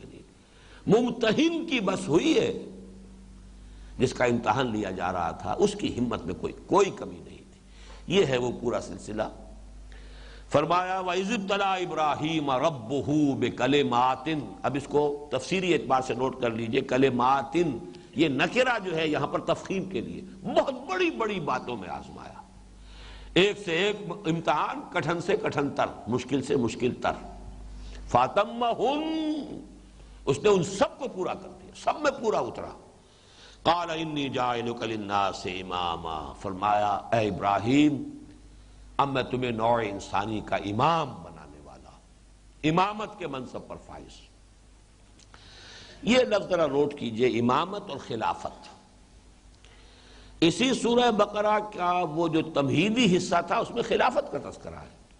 یا امامت۔ ابراہیم کو خلافت کا زیادہ تعلق دنیا میں حکومت اور غلبے اور اقتدار سے ہے، امامت کا زیادہ تعلق ہدایت،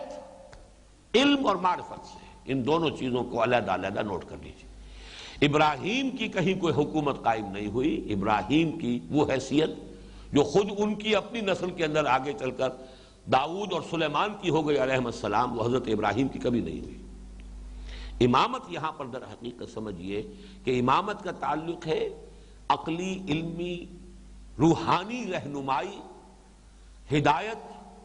علم اور معرفت کے اندر لوگوں کے امامت، اصل امامت یہ ہے، وہ خلافت ہے۔ اور اس خلافت کا تعلق، یہ میں نے کئی مرتبہ عرض کیا ہے، اس خلافت کی اساس علم الاسماء ہے۔ جس کے پاس یہ دنیاوی علم زیادہ ہوگا وہ بہرحال دنیا میں غالب رہے گا۔ سائنس ہے، ٹیکنالوجی ہے، وہ ساری کی ساری وہ ہے علم اسماء سے۔ جب خلافت کا معاملہ ہوا ہے تو جو بحث ہوئی ہے اس پر جو اللہ تعالیٰ کی طرف سے فرشتوں کو جو بھی ان کا اشکال تھا یا اشتباہ تھا یا شبہ تھا اس کا جو بھی ازالہ کرنے کی شکل اختیار کی گئی وہ کیا تھی؟ وَعَلَّمَ آدَمَ الْأَسْمَاءَ كُلَّهَا ثُمَّ عَرَضَهُمْ عَلَى الْمَلَائِكَةِ فَقَالَ أَنبِئُونِي بِأَسْمَاءِ هَؤُلَاءِ إِن كُنتُمْ صَادِقِينَ۔ مسلمان بھی اس کے اندر جو ہے انہیں آگے بڑھنا ہوگا، وہ علم جو ہے وہ جس سے ان السمع والبصر والفؤاد كل اولئک کان عنہ مسئولا، اس علم اسی کی ایکسفولیشن ہوئی ہے، تو اس کے حوالے سے دنیا میں حکومت اور غلبہ آج ویسٹ کے پاس کیوں ہے؟ اس میں وہ ہم سے آگے نکلے ہوئے ہیں۔ ہم تو اٹھ ہی نہیں سکیں گے، ہمارا معاملہ تو یہ کہ اٹھیں گے تو اسلام کی بنیاد پر، لیکن پھر ان کے مقابلے میں کھڑے ہونے کے لیے ہمیں ضرورت ہوگی۔ ایٹم بم کا مقابلہ تلواروں سے نہیں ہوگا، اس کے لیے بہرحال وہ چیزیں جو ہے انسان کو سیکھنی ہوں گی، اور ہم نے سیکھی۔ لیکن اگرچہ ابتدائی جو انقلابی عمل ہے اس میں فیصلہ کن شے ایمان اور عمل صالح ہے، لیکن اس کے بعد اس کو کنٹینیو کرنا اور دنیا میں اس کا جو غلبے کا دوام اور تسلسل ہے وہ اس کے بغیر نہیں ہے۔ تو قرآن مجید کے ان دو مقامات کے حوالے سے چوتھے رکوع میں خلافت کا تذکرہ ہے، وہاں وہ علم الاسماء کا معاملہ ہے، اور جو اصل ہے دوسرا علم اس کا آخر میں تذکرہ ہوا ہے۔ فَإِمَّا يَأْتِيَنَّكُم مِّنِّي هُدًى فَمَن تَبِعَ هُدَايَ فَلَا خَوْفٌ عَلَيْهِمْ وَلَا هُمْ يَحْزَنُونَ۔ اس کا کوئی تعلق اس سے نہیں ہے، وہ بات تو پوری ہو چکی ہے۔ فرشتوں کو حضرت آدم کے سامنے سجدہ کرنے کا حکم دیا جا چکا، وہ کورونیشن جو ہے حضرت آدم کی خلیفۃ اللہ کی حیثیت سے وہ ہو چکی، وہ سارا معاملہ ہو چکا ہے۔ پھر ابلیس کا چیلنج بھی آ گیا، اور ابلیس کی جو ہے اس نے جس طریقے سے انہیں گمراہ کیا اس کا بھی تذکرہ ہو گیا۔ پھر اللہ تعالیٰ نے ان کی توبہ قبول کر لی۔ اب جو انہیں اس جو بھی حبوط ہے، جو زمین کا جہاں کی خلافت دی جا رہی تھی اس کا چارج دیا جا رہا ہے، اب ذکر ہو رہا ہے فَإِمَّا يَأْتِيَنَّكُم مِّنِّي هُدًى فَمَن تَبِعَ هُدَايَ فَلَا خَوْفٌ عَلَيْهِمْ وَلَا هُمْ يَحْزَنُونَ۔ اس ہدایت کا تعلق ہے نبوت سے، ہدایت سے، امامت سے، اور در حقیقت انی جاعلک للناس اماما کا مطلب یہی ہے کہ حضرت ابراہیم کے بعد نبوت کا سلسلہ صرف ذریت ابراہیمی کے اندر رہ گیا، کوئی نبی ذریت ابراہیمی سے باہر نہیں آ سکتا۔ اور یہ ہمارے منتخب نصاب میں سورہ حدید جو اس کے آخری چھٹے حصے کی حیثیت رکھتی ہے، اس میں جو آیت ہے وَلَقَدْ أَرْسَلْنَا نُوحًا وَإِبْرَاهِيمَ وَجَعَلْنَا فِي ذُرِّيَّتِهِمَا النُّبُوَّةَ وَالْكِتَابَ۔ ہم نے ہی بھیجا تھا نوح کو بھی اور ابراہیم کو بھی، اور ہم نے انہی کی نسل میں ذریت میں رکھ دی ہے نبوت اور کتاب۔ یعنی حضرت نوح علیہ السلام کے بعد حضرت نوح کی نسل، ویسے تو باقی تمام ویسے نوع انسانی ویسے ہی ختم ہو گئی، اس کے بعد تو جو بھی جو نوع انسانی ہے وہ ہے ہی حضرت نوح کی نسل میں سے، لیکن حضرت ابراہیم کے بعد اب یہ نبوت جو ہے وہ صرف حضرت ابراہیم کی نسل میں سے۔ چنانچہ 2000 برس تک، بلکہ 2500 برس تک یہ سلسلہ رہا بنی اسرائیل میں۔ حضرت اسماعیل صرف واحد ہیں اللہ کے نبی جو کہ اس شاخ کے اندر ہے، باقی حضرت اسماعیل کے بعد سے لے کر اور حضرت محمد تک صلی اللہ علیہ وسلم 2500 برس تک کوئی نبوت کوئی رسالت نہیں۔ وہ نبوت و رسالت حضرت اسحاق بھی نبی ہے، یعقوب بھی نبی ہے، پھر حضرت یوسف نبی ہے، پھر آگے چل کر تھوڑے سے وقفے کے بعد حضرت موسیٰ بحیثیت رسول آئے، حضرت موسیٰ سے حضرت عیسیٰ تک 1400 برس تک نبوت کا تار ٹوٹا ہی نہیں۔ کانت بنو اسرائیل تسوسہم الانبیاء کلما ہلک نبی خلفہ نبی۔ بخاری کی روایت ہے، حضور نے فرمایا صلی اللہ علیہ وسلم بنی اسرائیل کی سیاست اور حکومت کے معاملات انبیاء کے ہاتھ میں ہوتے تھے، جیسے ہی کسی نبی کا انتقال ہوتا تھا اس کا جانشین بھی کوئی نبی ہی ہوتا تھا۔ یہ تار چلتا رہا، دونوں شاخیں وہی ہیں۔ تیسری شاخ اور بھی ہے، یہ بنی قطورہ کہلاتے ہیں۔ حضرت ہاجرہ سے حضرت اسماعیل ہوئے، حضرت سارہ سے حضرت اسحاق ہوئے۔ ایک قطورہ تیسری اہلیہ بھی حضرت ابراہیم کی ہے، بعد میں جن سے شادی کی ہے، ان کی نسل میں بڑے کئی بیٹے ان کے اور تھے، جن میں سے صرف ایک زیادہ مشہور ہوا مدین یا مدیان، اور اس نسل میں حضرت شعیب ہوئے ہیں جن کو وہ اللہ کے رسول کی حیثیت سے بھیجے گئے۔ لیکن بہرحال نبوت و رسالت حضرت ابراہیم علیہ السلام کی ذریت سے باہر جانے کا کوئی سوال نہیں۔ اب تو ویسے ہی دروازہ بند ہے، لیکن یہ ایک علمی مسئلہ ہے، تاریخی اعتبار سے اس کو پہچان لینے کی ضرورت ہے کہ حضرت ابراہیم کے بعد نبوت و رسالت کا معاملہ صرف ان کی ذریت کے ساتھ ہے، اور اسی سے تعلق امامت کا ہے۔ وَإِذِ ابْتَلَىٰ إِبْرَاهِيمَ رَبُّهُ بِكَلِمَاتٍ فَأَتَمَّهُنَّ قَالَ إِنِّي جَاعِلُكَ لِلنَّاسِ إِمَامًا قَالَ وَمِن ذُرِّيَّتِي۔ نوٹ کیجئے ان الفاظ کو، جب اللہ نے فرمایا میں تمہیں پوری نوع انسانی کا امام بنانے والا ہوں، سوال کیا اور میری اولاد میں سے؟ یہ وعدہ، یہ جو پیشین گوئی یا خوشخبری جو ہے، یہ صرف میری ذات سے متعلق ہے یا میری اولاد سے بھی متعلق ہے؟ قال لا ينال عهد الظالمین۔ اب یہاں جملہ تو ایک ہے، اس میں دو معنی ہے۔ ہاں ہے، تمہاری اولاد میں رہے گی، ہاں جو ان میں سے ظالم ہوں گے وہ اس میں شامل نہیں ہوں گے۔ یعنی اگرچہ بات بظاہر صرف نفی کی آ رہی ہے، اس نفی میں ایک اس بات امپلائیڈ ہے، ہاں، لیکن تمہاری نسل میں سے جو ظالم ہوگا، مشرک ہوگا، باغی ہوگا، ناہنجار ہوگا، وہ اس کے اندر شامل نہیں ہوگا، اس عہد کے اندر۔ گویا کہ باقی جو ہوں گے نیک ہوں گے، صالح ہوں گے، جو اس طریقے پر چلنے والے ہوں گے، وہ اس عہد میں یا اس وعدے میں یا اس بشارت میں انکلوڈڈ ہے۔ یہ اس میں امپلائیڈ ہے، یہ پہلو لا ینال عہد الظالمین۔ اور یہ نوٹ کر لیجئے اس حصے کے بارے میں دو باتیں۔ ایک تو یہ کہ در حقیقت یہ وہی بات ہے جو سورہ بقرہ کے اس حصے میں جو ہم ختم کر چکے ہیں، خطاب میں بنی اسرائیل، اس میں دو مرتبہ آ چکا ہے، الفاظ مختلف ہیں۔ 8ویں رکوع کی پہلی آیت،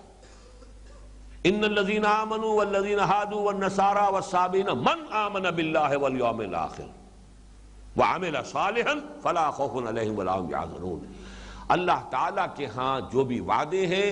وہ کسی قومیت سے متعلق نہیں ہے، کسی امت میں بظاہر شامل ہونے سے ان کا تعلق نہیں ہے، تعلق ہوگا اس سے کس کے پاس حقیقی ایمان ہے، ذاتی ایمان، اور کس کا عمل درست ہے۔ ذریت ابراہیمی سے بھی تعلق ہوا کرے، لیکن یہ کہ اگر وہ ایمان اور عمل صالح نہیں ہے تو اس عہد میں وہ شامل نہیں۔ اور پھر یہ مضمون ہم پڑھ چکے ہیں ابھی کچھ ہی عرصے پہلے، ایک دو نشستوں قبل، آیت نمبر 112، بلا من اسلم وجہہ للہ وہو محسن فلہ اجرہ عند ربہ ولا خوف علیہم ولا هم یحزنون۔ کیوں نہیں؟ جو کوئی بھی اپنے آپ کو سپرد کر دے اللہ کے پوری خوبصورتی کے ساتھ، بحسن وجوہ، اس نے اپنے آپ کو اللہ کے حوالے کر دیا ہو، اس کے لیے اس کا اجر بھی اس کے رب کے ہاں محفوظ ہے، اور اس کے لیے نہ کوئی حزن ہے نہ خوف ہے۔ وہی بات یہاں تیسری مرتبہ آ گئی کہ ابراہیم اپنے مقام پر جو کچھ ہے، 3 نسبتیں ابراہیم کی، ابو الانبیاء، خلیل اللہ حضرت ابراہیم علیہ السلام، اور امام الناس، اللہ کے ساتھ نسبت خلت کی، خلیل اللہ، واتخذ اللہ ابراہیم خلیلا، اور کسی کے بارے میں لفظ آپ کو قرآن میں نہیں ملے گا۔ امام الناس، انی جاعلک للناس اماما، ابو الانبیاء، سینکڑوں نبی ان کی اولاد میں، ان کی نسل میں آئے، اور اس سے بڑھ کر اور کیا، خود محمد الرسول اللہ صلی اللہ علیہ وسلم ان کی نسل سے ہیں، ان کی اولاد میں سے۔ لیکن ان کے بھی نسل کے ساتھ معاملہ نہیں ہے، تعلق اس نسل کے اندر ہونا، اس سے نسلی تعلق ہونا نجات کی بنیاد نہیں۔ وَإِذْ جَعَلْنَا الْبَيْتَ مَثَابَةً لِلنَّاسِ وَأَمْنًا،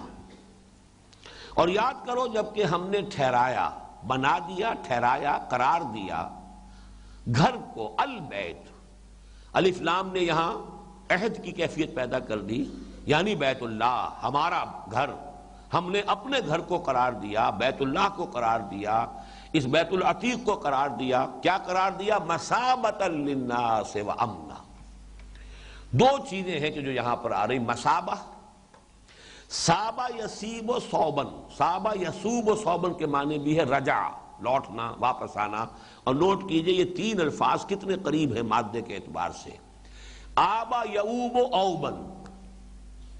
آئبونا تائبونا لربنا حامدون۔ آپ سفر پر گئے ہو، واپس آئے ہیں تو گھر میں داخل ہوتے ہوئے آئبونا تائبونا لربنا حامدون، ہم آئے ہیں، لوٹ رہے ہیں اپنے رب کی طرف، اپنے گھر کی طرف، اور اللہ کی طرف بھی رجوع کر رہے ہیں۔ یہ رجوع کی کیفیت کو اس طرف بھی منسوب کر دیا جائے، اور اپنے رب کی حمد کرتے ہوئے واپس آ گئے۔ تابا یتوب و توبن، توبہ کرنا، اللہ کی طرف رجوع کرنا، یہ ایک خاص بن گیا، ایک اصطلاح بن گئی۔ اور صابا یصوب و صوبن، یہ بھی لوٹنا۔ مسابہ کہتے ہیں لوٹنے کی جگہ، بار بار آنے کی جگہ، یا جس کو کہیں گے مرکز۔ یہ در حقیقت بیت اللہ، بیت ایل، اللہ کا گھر، یہ ہے لوٹ لوٹ کر آنے کی جگہ، بار بار جانے کی جگہ۔ جیسے کہ حج کے بارے میں بھی ایک حدیث موجود ہے کہ جو شخص مقدرت رکھتا ہو اور 5 سال سے زیادہ عرصہ گزر گیا اور اس نے حج نہ کیا ہو تو اللہ تعالیٰ کے ساتھ اس کا معاملہ جو ہے پھر وہ مشکوک ہو جاتا ہے۔ مجھے ایگزیکٹ جو ہے وہ یاد نہیں ہے، میں حیران تھا جب تک کہ میرے علم میں یہ حدیث نہیں آئی تھی کہ سعودی حکومت نے ایک فیصلہ کیا تھا کہ جو لوگ وہیں جا کر آباد ہو گئے، پاکستانی یا ہندوستانی یا اور دوسرے لوگ جو وہاں پر کام کر رہے ہیں، اب وہ ہر سال حج کرنے آ جاتے تھے، جس کی وجہ سے حج میں انتہائی ازدحام اور ہجوم، اور پھر چونکہ وہ وہیں کے رہنے والے ہیں، نہ وہ کوئی معلم کرتے تھے،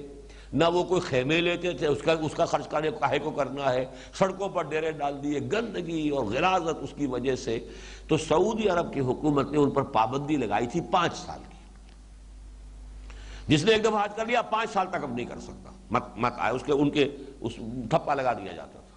تو میں حیران تھا یہ 5 سال کہاں سے لے کے آئے یہ؟ تو معلوم ہوا کہ ہے، چونکہ ان کے ہاں بہرحال وہ شیخ عبدالعزیز ابن باز، ان کا ایک دارالافتاء ہے، اس کا پورا نظام ہے، تو وہ حدیث بھی نظر سے گزری، اور کچھ مجھے یاد آیا تھا اس کے بعد کہ ایسا ہوتا ہے، اگرچہ ویسے تو انسان کی خواہش ہوتی ہے ہر سال حج کرے، لیکن اب جو حج میں ازدحام ہوتا ہے اس کی وجہ سے اللہ معاف کرے، لیکن میری کیفیت یہ رہی ہے کہ ہر حج کے بعد آدمی سوچتا ہے کہ اب دوبارہ میں حج کے لیے نہیں آؤں گا، عمرہ جو ہے اللہ تعالیٰ جب بھی موقع عنایت کر دے، اس لیے کہ حج پر تو معاملہ واقعتاً اب برداشت سے باہر ہو گیا ہے، اور اب چونکہ عمر بھی بڑھتی جا رہی تھی تو وہ قوت جو ہے مقاومت کی اور برداشت کی اس میں بھی کمی ہے۔ لیکن یہ کہ میں نے محسوس کرنا شروع کر دیا تھا کہ 5-6 سال کے بعد وہ جیسے حرک سی اٹھتی ہے اندر سے، تو خود اندر سے ایک جذبہ دوبارہ ابھرتا تھا یا ابھرتا ہے کہ جانا چاہیے۔ تو پھر جب یہ حدیث سامنے آئی تو اس سے مجھے تشفی ہوئی، اطمینان ہوا۔ ایک یہ بھی ہوا کہ کچھ اندر کوئی شے جو ہے اس کی کوئی مطابقت ہے اس کتاب و سنت کے ساتھ، کہ اگرچہ وہ حدیث میرے علم میں نہیں تھی لیکن اب آ گئی۔ بہرحال مسابہ اسی سے لفظ بنا ہے ثواب۔ ثواب کیا ہے؟ آپ کے نیک عمل کا بدلہ جو لوٹ کر آئے گا آپ کے پاس، لوٹ کر آنے والی شے، آپ کے عمل کا وہ نتیجہ جو آپ کو واپس ملنے والا، وہ ثواب ہے۔ تو مسابہ کہتے ہیں لوٹ کر بار بار آنے کی جگہ، اور اس کو اب آپ زیارت گاہ کہیں، جو بھی کہیں، مسابۃ للناس، لوگوں کے لیے، اہل ایمان کے لیے ہم نے اسے مرکز بنایا ہے۔ وہ امنا، اور امن کی جگہ، اور یہ امن کا معاملہ اس کا ایسے رہا ایام جاہلیت میں، اور ہر شے ختم ہو گئی لیکن بیت اللہ کا اور حرم کا امن نہیں گیا۔ انتہائی جاہلیت کے اندر بھی یہ رہا ہے، اور جیسا کہ آپ کو معلوم ہے قبائلی زندگی میں انتقام اور بدلہ، یہ آگ سلگتی رہتی ہے۔ کسی کے باپ کو کسی نے قتل کر دیا، اب اس کے اندر تو اس کے لیے چین نہیں ہے، آرام نہیں ہے، زندگی کی کسی شے میں اس کے لیے کوئی دلچسپی نہیں ہے، کوئی اٹریکشن نہیں ہے، جب تک کہ وہ بدلہ نہ چکا لے اور اپنے باپ کے قاتل کو قتل نہ کرے۔ لیکن یہ ہوتا تھا کہ کوئی شخص اپنے باپ کے قاتل کی تلاش میں جو ہے وہ مارا مارا پھرتا رہا ہے، لیکن اسے حرم میں نظر آ جاتا ہے قاتل، وہاں اسے وہ کچھ نہیں کہے گا، بالکل نہیں کہے گا، یہ حرم میں، اللہ کے امان میں۔ اسی طرح باپ کا قاتل بڑا مشہور واقعہ ہے، ایک شخص جو تلاش کرتا رہا واہ سال ہر سال سے، ایک روز رات کے وقت ایک شخص نے آ کے پناہ مانگی اور ایک رات گزارنے کے لیے وقت جگہ اجازت طلب کی۔ صبح دیکھا تو وہ تو میرے باپ کا قاتل ہے یہ، لیکن امان دے چکا ہوں، مہمان کے ساتھ معاملہ نہیں ہوگا، چھوڑ دیا۔ یہ ان کی روایات تھیں، اور یہ روایات جو ہے اس پر وہ پوری طرح کاربند تھے۔ بہرحال امن کا معاملہ بیت اللہ کے ساتھ، حرم کے ساتھ، یہ وہ شے ہے کہ جو ان معجزات میں سے ہے کہ یہ چاہے اس کی بے حرمتی اور پہلوؤں سے ہو گئی، چاہے اسے شرک کا اڈا بنا دیا، توحید ختم ہوئی، لیکن یہ کہ امن کا معاملہ جو ہے وہ بدترین دور میں بھی اس کا قائم رہا ہے۔ اپنے جانی دشمن کو، اپنے جو بھی برے سے برا جو ہے کوئی یعنی دشمن ہے، اس کو بھی اگر وہاں دیکھیں گے وہاں کوئی گدن نہیں پہنچائیں گے۔ وَاتَّخِذُوا مِن مَّقَامِ إِبْرَاهِيمَ مُصَلًّى، البتہ یہاں ایک بات نوٹ کیجئے، باقی تو بہت سی باتیں جو اس رکوع میں آ رہی ہیں وہ تورات میں موجود ہیں، ساری ہی تقریباً موجود ہیں، لیکن تورات میں جو تحریف کی گئی ہے وہ یہ کہ بیت اللہ کے ذکر کو وہاں سے کھرچ کر نکال دیا۔ حضرت اسماعیل کی بجائے حضرت اسحاق کو ذبیح اللہ قرار دینے کے لیے تحریف کی گئی تورات کے اندر، اور یہ کہ مروہ کو مریا بنایا گیا۔ بکہ، مکے کا ایک نام بکہ ہے، بلکہ قدیمی نام بکہ ہے۔ بک کہتے ہی شہر کو ہے، بال بک، بال کا شہر، یہ عراق کے اندر جہاں کے بہت بڑا معبود بال تھا، تو بال بک، سٹی آف بال، یہ سٹی آف اللہ، بیت العیل، یہ در حقیقت اس کے لیے بھی لفظ بکہ تھا، لیکن یہ کہ وادی بکا نام رکھا گیا ایک فلسطین کی وادی کا، تاکہ اس پہ سارا توجہ جو ہے وہ ادھر مرکوز کر دی جائے۔ اور حضرت اسماعیل کا تذکرہ موجود ہے، حضرت حاجرہ کا تذکرہ موجود ہے، لیکن ذبیح اللہ ہونے کی حیثیت جو ہے حضرت اسماعیل کی وہ ختم کی گئی۔ یہ جو بیت اللہ کا معاملہ ہے اس کا تذکرہ وہاں سے نکالا گیا، اس کے کوئی ذکر تورات میں آج موجود نہیں۔ اور اس ضمن میں یہ ہے کہ جس قدر انہوں نے، جیسا کہ آپ کہتے ہیں نا چور کے پاؤں نہیں ہوتے،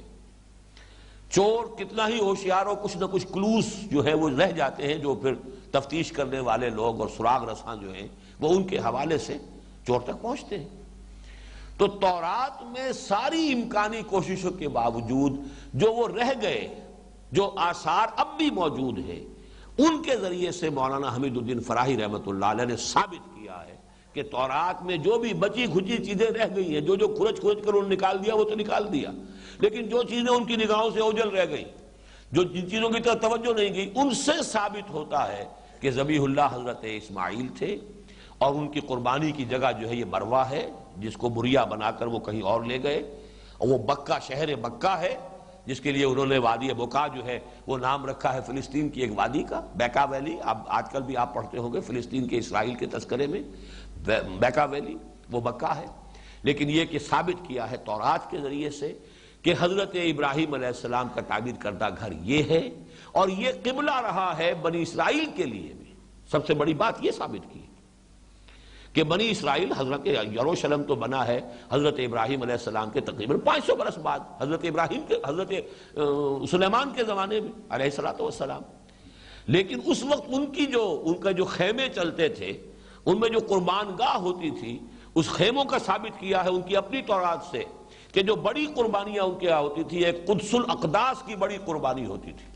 ایک سالانہ قربانی جیسے ہمارے ہاں ہوتی ہے عید الاضحیٰ کی، وہ جو قربانی ان کے ہاں ہوتی تھی، وہ قربانی دینے والا ایسے کھڑا ہوتا تھا کہ جنوب کی طرف اس کا رخ ہوتا تھا، جانور کو اپنے سامنے جنوب کی طرف لٹا کر خود اس کے شمال میں کھڑا ہو کر، تاکہ رخ جو ہے وہ جنوب کی طرف ہوتا تھا، اور جنوب میں یہی بیت اللہ ہے۔ جنوب کی ڈائریکشن کا سبب تو کوئی اور ہو ہی نہیں سکتا۔ تو یہ ہے اصل میں ایک عربی زبان میں کتاب لکھی تھی مولانا فراہی نے، الرأی الصحیح فی من هو الذبیح، یعنی صحیح رائے اس مسئلے میں کیا ہے کہ ذبیح کون ہے۔ بدقسمتی سے یہودیوں کے زیر اثر ہمارے بعض بڑے بڑے مفسرین بھی اس مغالطے میں مبتلا ہو گئے۔ غالباً ابن جریر طبری نے بھی یہ رائے ان کی قبول کر لی ہے کہ ذبیح اللہ اسحاق ہے، میری اگر یادداشت دھوکہ نہیں کر رہی، لیکن یہ کہ بہت بڑے مفسر جو ہے وہ اس مغالطے میں مبتلا ہوئے ہیں، اور غالباً وہ ابن جریر طبری ہے رحمہ اللہ۔ تو اس مسئلے کی بڑی اہمیت ہے، اور اس کو تورات ہی کے حوالوں سے بالکل مبرہن کر دینا، ثابت کر دینا، یہ ایک بڑی خدمت ہے کہ جو مولانا فراہی رحمۃ اللہ علیہ نے کی ہے، جو ان کی کتاب جو پھر عربی سے اردو میں ترجمہ کیا مولانا اصلاحی صاحب نے، ذبیح کون ہے کے نام سے وہ ہم نے شائع کی تھی، بہت پہلے کی بات ہے، کم سے کم 25 برس ہو گئے۔ اس کے کچھ نسخے بھی موجود ہیں، اور بہرحال جن لوگوں کو اس دلچسپی ہو وہ حاصل کر سکتے ہیں۔ وَإِذْ جَعَلْنَا الْبَيْتَ مَثَابَةً لِلنَّاسِ وَأَمْنًا وَاتَّخِذُوا مِن مَّقَامِ إِبْرَاهِيمَ مُصَلًّى، اور اختیار کر لو، بنا لو ابراہیم کے کھڑے ہونے کی جگہ میں سے نماز پڑھنے کی جگہ، مصلی یہ بھی اس میں ظرف ہے صلاۃ سے، وہ جگہ جہاں پر نماز پڑھی جائے۔ مقام بھی اس میں ظرف ہے، قیام کی جگہ، قیام گاہ، لیکن اس کے دو مفہوم جو لیے گئے ہیں، اور ایک عام مفہوم جو ہے جو بہت زیادہ رواج پا چکا ہے، وہ بھی سلف سے چلا آ رہا ہے، ایک دوسرا مفہوم جو اگرچہ عام نہیں ہے لیکن وہ بھی سلف سے ہے، وہ بھی عبداللہ ابن عباس رضی اللہ تعالیٰ عنہ سے وہ بھی روایت کیا گیا ہے۔ جو عام جو ہے وہ تو یہ ہے کہ حضرت ابراہیم جب تعمیر کر رہے تھے بیت اللہ کی، تو ظاہر بات ہے کہ اس وقت نہ تو کوئی ایسی مشینیں موجود تھیں کہ جن سے اونچا ہوا جا سکے، اور یہ باقی سارا یہ بھی بعد میں جو تعمیر کے جو بھی نظام بنے ہیں، پیڑ لگانا اور اوپر چڑھنا، شاید اس کا بھی سامان نہ ہو ان کے پاس۔ تو اللہ تعالیٰ نے معجزانہ طور پر ایک پتھر انہیں دیا تھا جس پر وہ کھڑے ہو کر تعمیر کرتے تھے، اور جیسے جیسے دیوار اونچی ہو رہی تھی وہ پتھر بھی اونچا ہوتا چلا جاتا تھا۔ وہ گویا کہ لفٹ کا کام بھی کرتا تھا اور ان کے کھڑے ہونے کی جگہ کا کام بھی کرتا تھا۔ وہ پتھر ہے جو اب بھی خانہ کعبہ میں رکھا ہوا ہے، اور وہ مقام ابراہیم اسے کہتے ہی ہے کہ اس پر کھڑے ہو کر حضرت ابراہیم نے خانہ کعبہ کی تعمیر کی ہے، اور وہ ایک سنہری اس کے اندر کیس کے اندر شیشے کے وہ موجود ہے، اور وہاں پر 2 رکعتیں طواف کے بعد جو ہے اس کے پیچھے ایسے رخ کر کے کہ سامنے مقام ابراہیم آ جائے اور پھر اس کے سامنے خانہ کعبہ ہو، اس سمت میں کھڑے ہو کر 2 رکعتیں طواف کی واجب ہے جو ادا کی جاتی ہیں۔ بہرحال ایک تو مفہوم یہ ہے کہ مقام ابراہیم کو نماز کی جگہ بنا لو، یعنی اس کی گویا کہ عملی تفسیر کیا ہے کہ جب بھی طواف کرو تو اس مقام ابراہیم کے پاس بھی جا کر 2 رکعت ادا کیا کرو، یا یہ کہ وہاں پر نماز پڑھنے کی زیادہ ایک فضیلت ہو جائے گی۔ دوسرا مفہوم، اور یہ بھی حضرت عبداللہ ابن عباس رضی اللہ تعالی عنہما سے مروی ہے، کہ مقام ابراہیم سے مراد ہے قیام گاہ ابراہیم کی۔ یہ پورا جو علاقہ ہے مکے کا، یہ حرم کی جگہ، یہ گویا کہ پورا حضرت ابراہیم علیہ السلام نے جب اپنی بیوی کو حضرت ہاجرہ کو، اپنے بیٹے کو اسماعیل کو یہاں آباد کیا ہے، تو یہ گویا کہ ان کا مقام ہے، ان کی قیام گاہ ہے، ان کے ٹھہرنے کی جگہ ہے۔ اس کو نماز کے لیے بنا لو، گویا کہ یوں سمجھیے کہ بیت اللہ وہ تو ایک وہ چوکور گھر ہے اس وقت جو بھی، اور اس کے گرد جو ہے مسجد حرام، یہ ہے نماز پڑھنے کی جگہ۔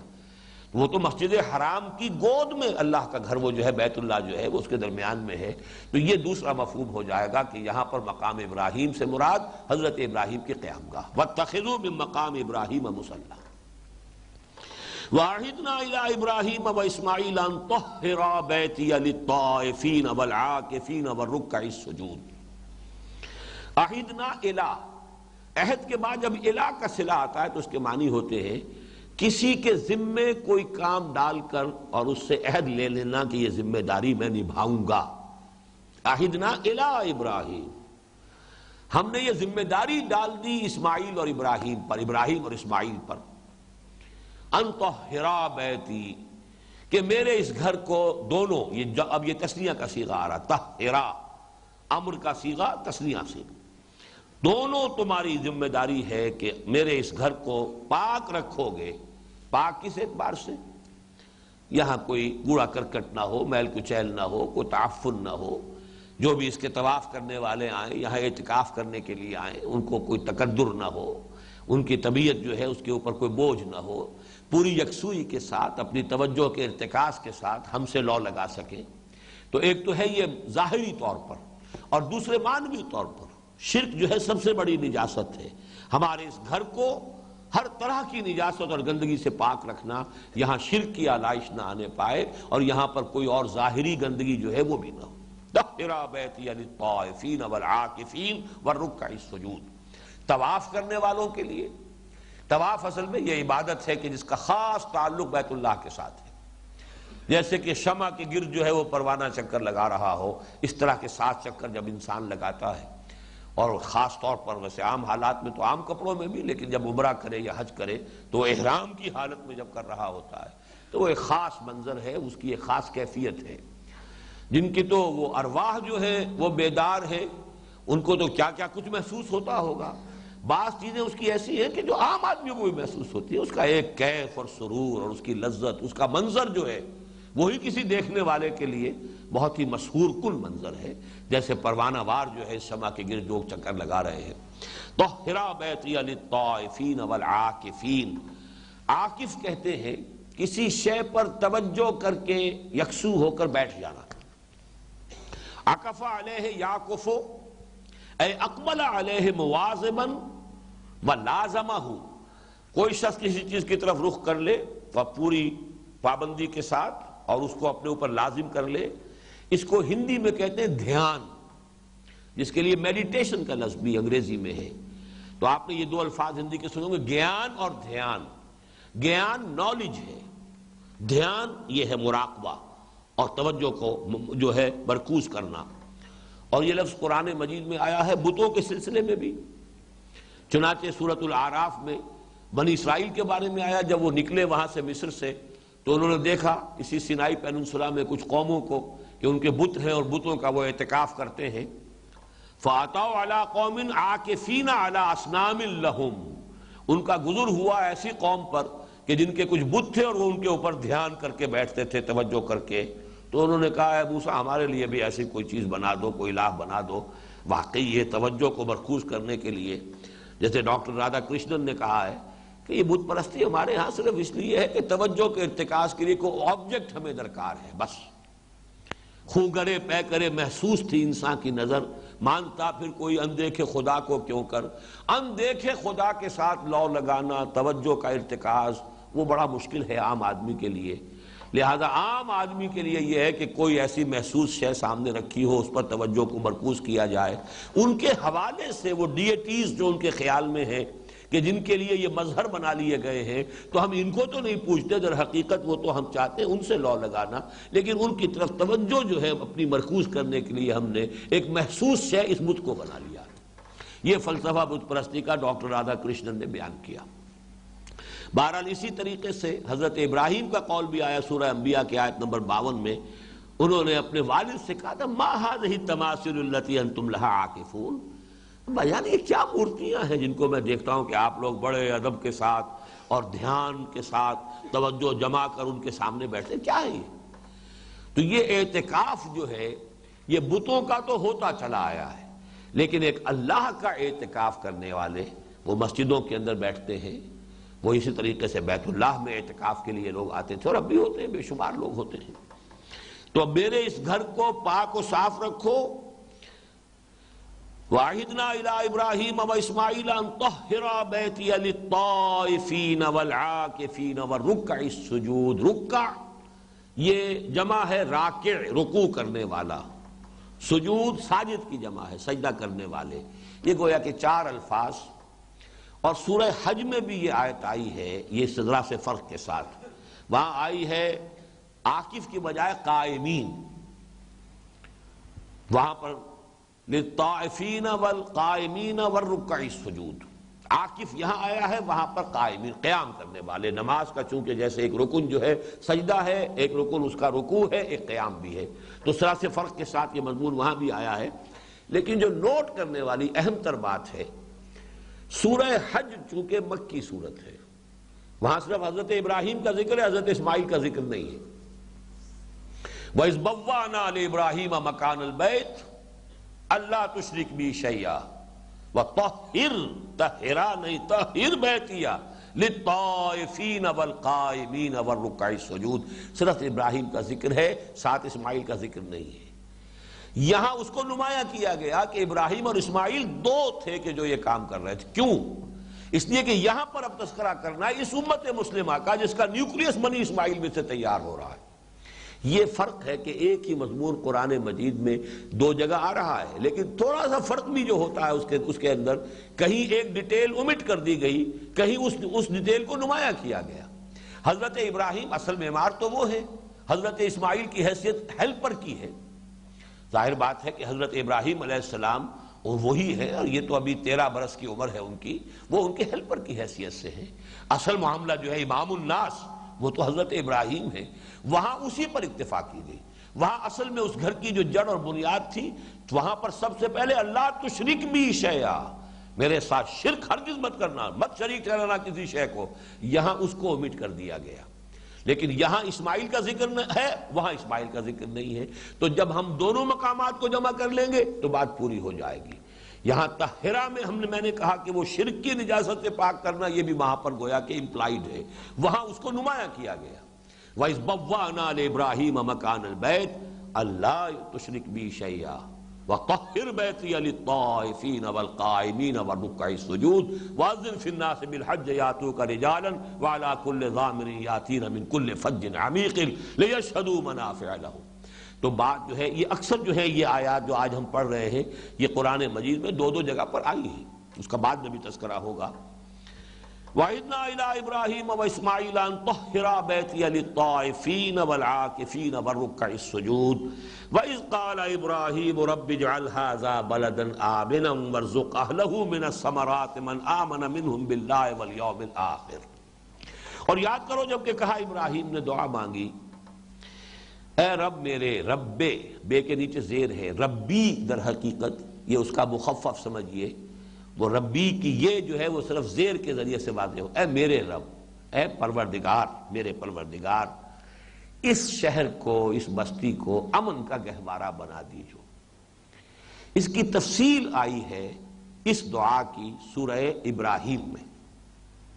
وَإِذْ قَالَ إِبْرَاهِيمُ رَبِّ اجْعَلْ هَٰذَا الْبَلَدَ آمِنًا، اب وہاں الف لام لگا کر اور اس پر زور دیا گیا، جبکہ ابراہیم نے کہا تھا اے رب میرے اس گھر کو امن کا گہوارہ بنائیو، وَاجْنُبْنِي وَبَنِيَّ أَن نَّعْبُدَ الْأَصْنَامَ، اور بچائے رکھیو مجھے بھی اور میری اولاد کو بھی، میری نسل کو بھی، کہ ہم ان بتوں کی پرستش کرنے لگ جائیں، معاذ اللہ۔ رب انہن اضللن کثیرا من الناس، اے رب ہمارے، اے رب میرے، ان بتوں نے بہت سو کو گمراہ کیا ہے پہلے بھی۔ فمن تبعنی، تو میری اس نسل میں سے جو میرا اتباع کرے، میری پیروی کرے، میرے نقش قدم پر چلے، فإنہ منی، تو وہ تو مجھ میں سے ہے ہی، وہ تو ان تمام وعدوں کا مصداق ہے ہی جو تو نے مجھ سے کیے ہیں۔ ومن عصانی فإنک غفور الرحیم، اور اے پروردگار جو میری نافرمانی کرے تو تو غفور الرحیم ہے۔ یہ التجا کی سب سے زیادہ لجاجت آمیز انداز جسے کہا جاتا ہے، اور کیا کہیں پروردگار تو غفور الرحیم ہے۔ ربنا انی اسکنت من ذریتی بواد غیر ذی زرع، اے رب ہمارے، میں نے اپنی اولاد میں سے ایک حصے کو، ایک نسل کی، اپنی ایک نسل کو،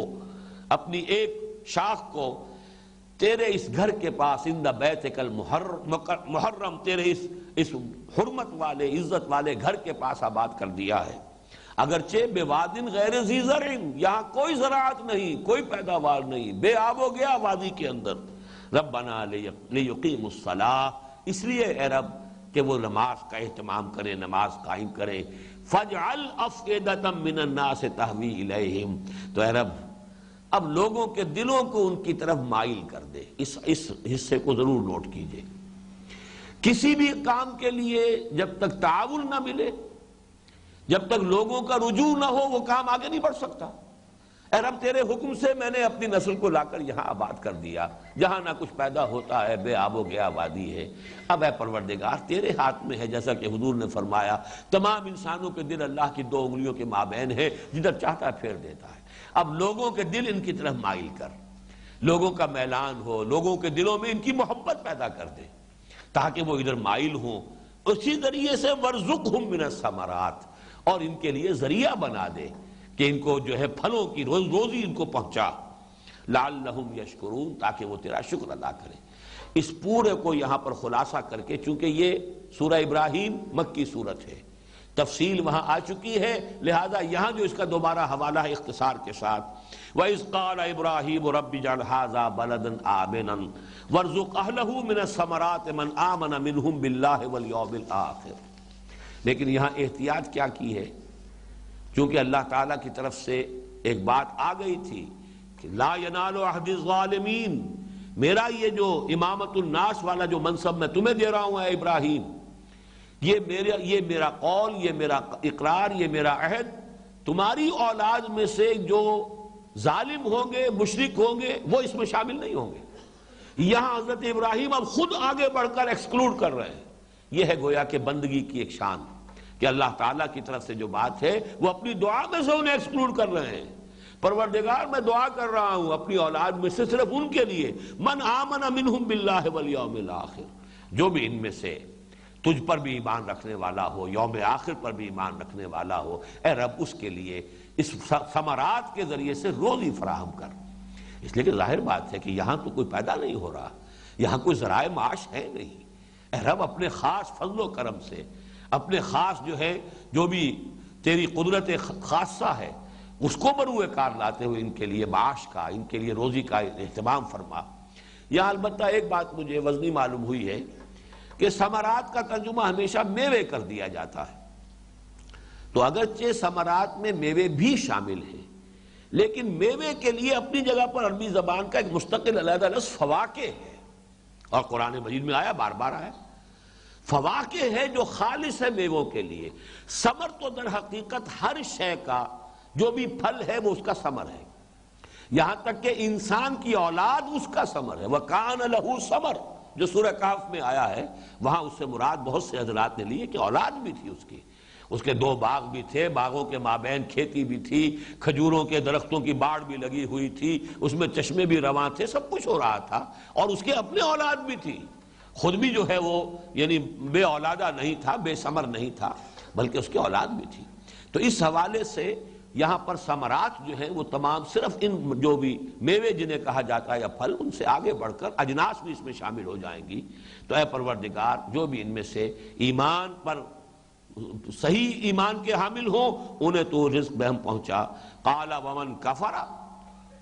فرمایا کہ جو کوئی کفر کرے گا فَأُمَتِّعُهُ قَلِيلًا، اب یہاں پر اللہ تعالیٰ کی طرف سے وضاحت کی جا رہی ہے، اس دنیا میں تو ہم اس کو بھی متاع دیں گے، جیسے کہ سورہ بنی اسرائیل میں آیا ہے كُلًّا نُمِدُّ هَٰؤُلَاءِ وَهَٰؤُلَاءِ مِنْ عَطَاءِ رَبِّكَ وَمَا كَانَ عَطَاءُ رَبِّكَ مَحْظُورًا، اس دنیا میں تو ہم کافروں کو بھی دیں گے اور اہل ایمان کو بھی دیں گے۔ امامت کا معاملہ تھا وہ کہ جس کا تعلق ایمان سے تھا، جس سے محروم کر دیے جائیں گے کہ جو مشرک ہیں اور جو گناہ گار ہیں، لیکن دنیاوی معاملات کی حد تک وَأُمَتِّعُهُ قَلِيلًا، انہیں بھی میں ساز و سامان دنیا کی چیزیں دوں گا، لیکن قلیل کے درجے میں ہے، پوری دنیا کی زندگی قلیل کے درجے میں ہے، تو جو کچھ یہاں پہ دیا جا رہا ہے خواہ تمہیں کتنا ہی بڑا معلوم ہو رہا ہو، لیکن یہ کہ وہ اصل میں حقیقت نفس الامری کے اعتبار سے قلیل کے حکم میں ہے۔ ثم استرہ الی عذاب النار، پھر میں اسے کشاں کشاں کھینچ کر لے آؤں گا آگ کے عذاب کی طرف، وبئس المصیر، اور وہ بہت ہی برا ٹھکانہ ہے۔ بارک اللہ لی ولکم فی القرآن العظیم ونفعنی وإیاکم بالآیات